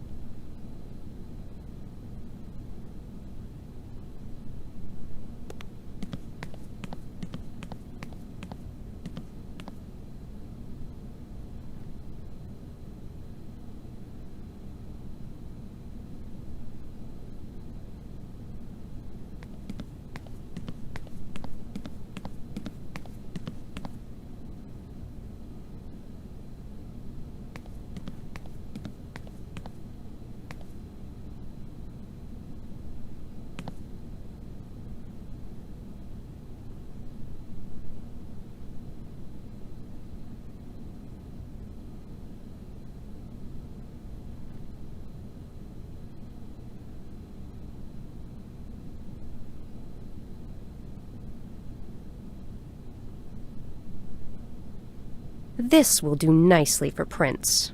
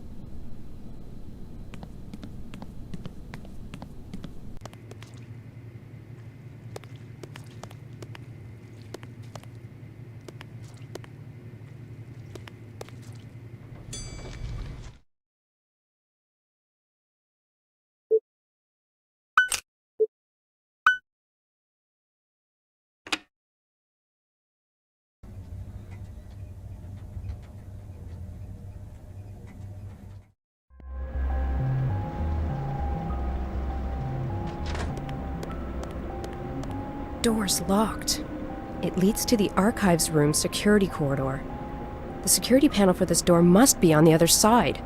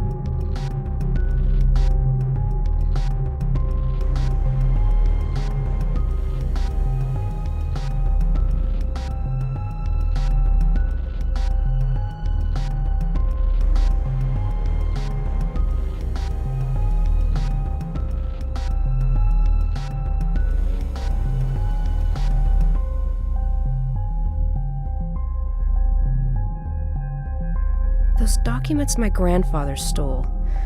I wonder if we have them somewhere. MacPherson! MacPherson, you have a lot of explaining to do. So what now, Browning? Don't bullshit me, MacPherson. You know you're not allowed down here. Listen, I'm actually getting things done as opposed to sitting on my ass and waiting for something to happen. Well, that's your job. It's to profile the killer, to try and guess his next move, not chasing murderers in dark alleys with a 4x4. You know, I think you've seen too many movies. Tell me something. Who's gonna pay for all the equipment you damaged down here? Oh, for fuck's sakes, just bill me, okay? I have no choice now but to suspend you. You'll have to justify your actions in front of the disciplinary committee. Actually, don't bother. I quit.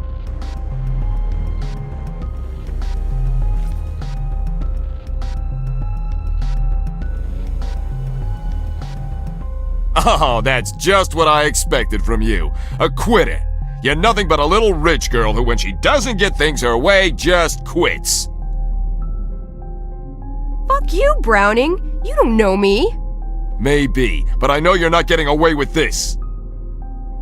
I think I am, or a certain list of names of senators and high officials will go public. A list of names belonging to a certain S&M club. Hey, wasn't your name on that list too? How dare you! Just stay clear of me, Browning, or the press will have a field day. Hey, are you married? You little bitch! That's little rich bitch to you, Browning.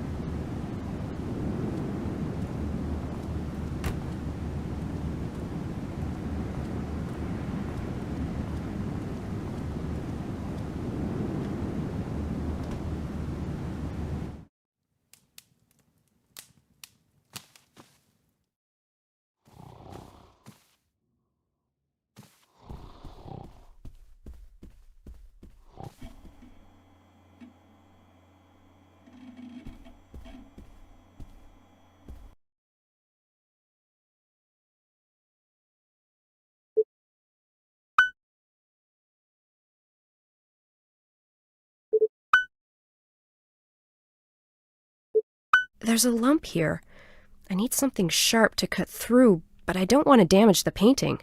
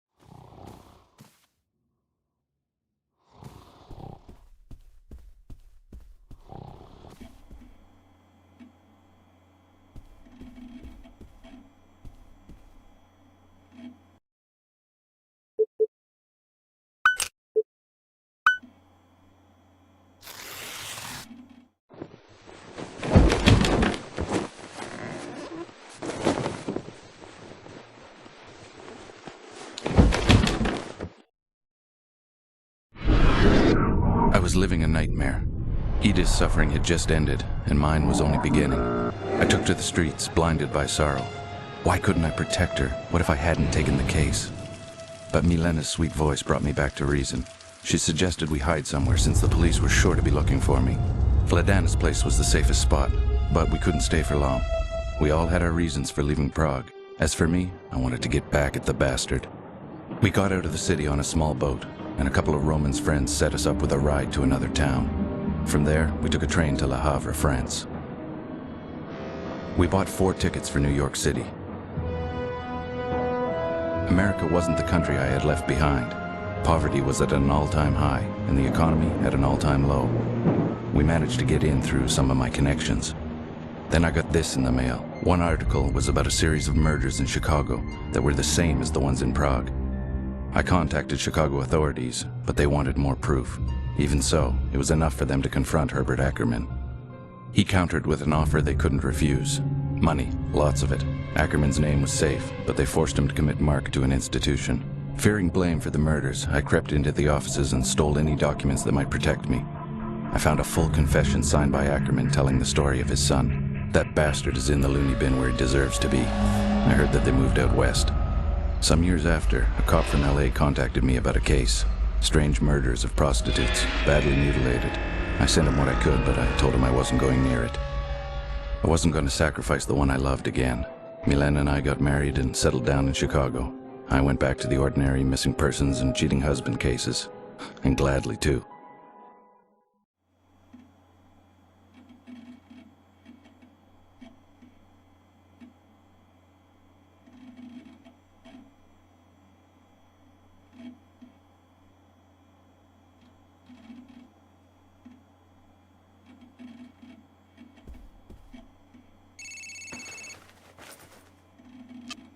Hello?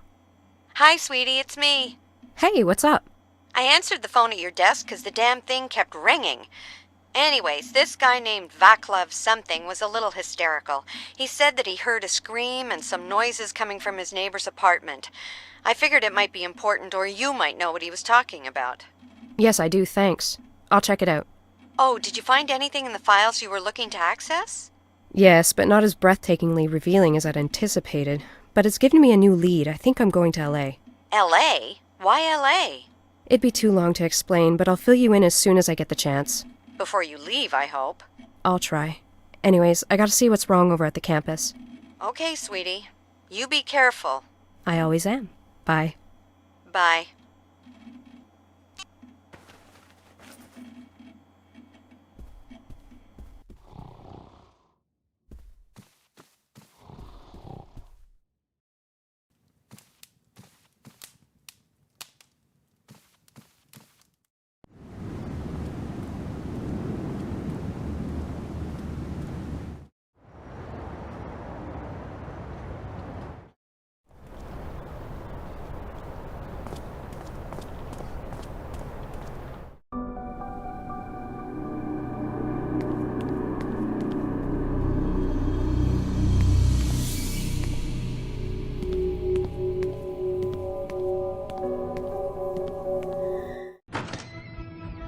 Mia?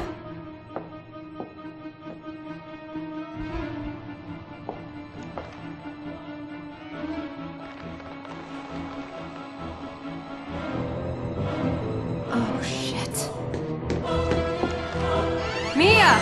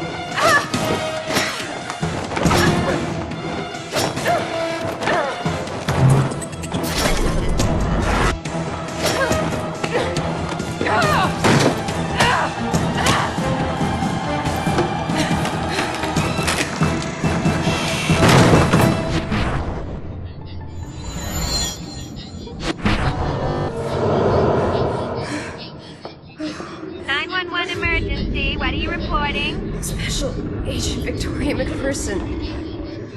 I need assistance. Yes, ma'am. Please give me the address and location. I'm at the university. I'm...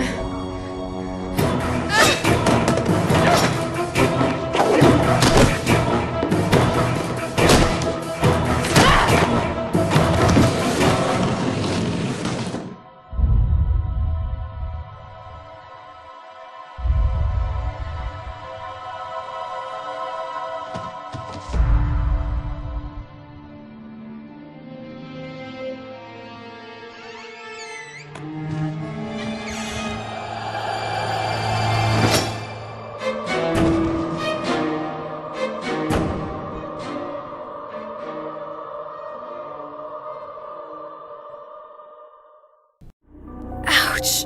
Oh my god, this is worse than a hangover. Mia's not there, which means that she might still be alive. Kolar didn't make it. Hey, that's Mia's purse. Now this might come in handy. Where did he take Mia? Think, Vic. Think! The messages he leaves behind. Of course, the paintings!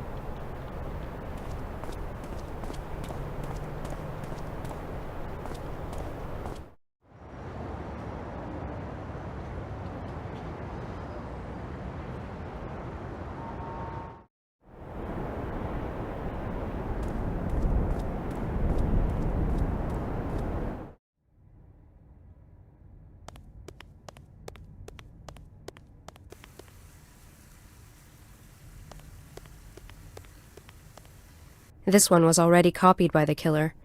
It was the fourth victim, Natalie Kenworth. She was found in the sewers.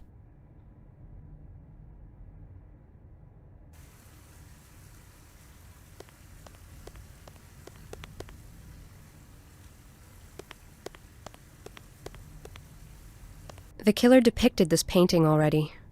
Poor Stephanie.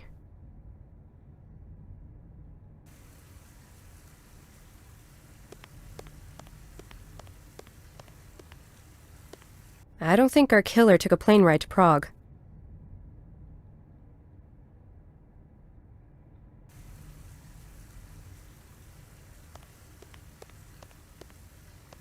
This is a murder portrait, and our killer hasn't used it yet.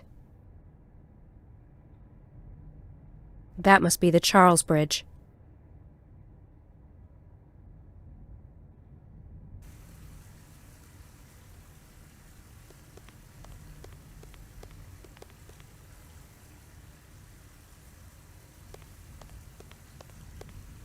I recognize the murdered Apollina. The killer hasn't used this portrait.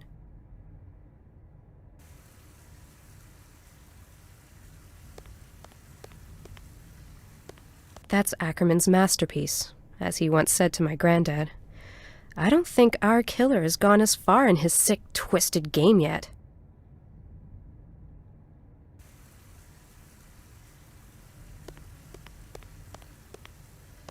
Disturbed Sanctuary. We've seen this one already. Cynthia Woods, our fifth victim.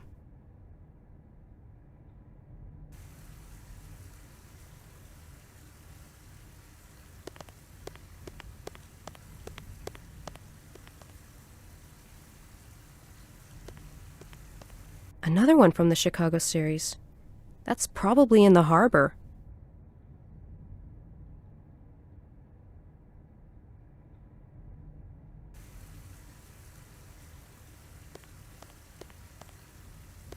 One of Ackerman's LA series. Probably, like Richard said, that was Mark's doctor.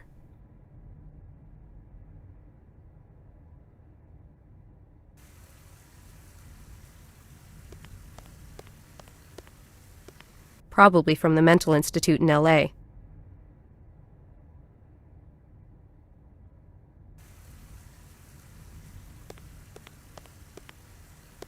Another one from the LA series. Nothing I can see in it that'd lead me anywhere in Chicago.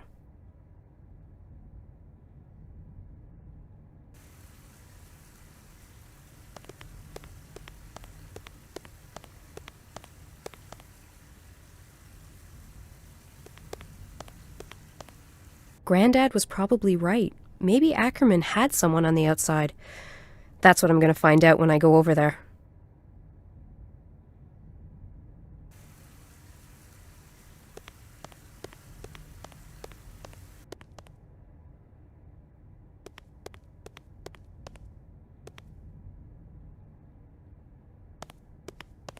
I can use Richard's computer to help me find the possible location.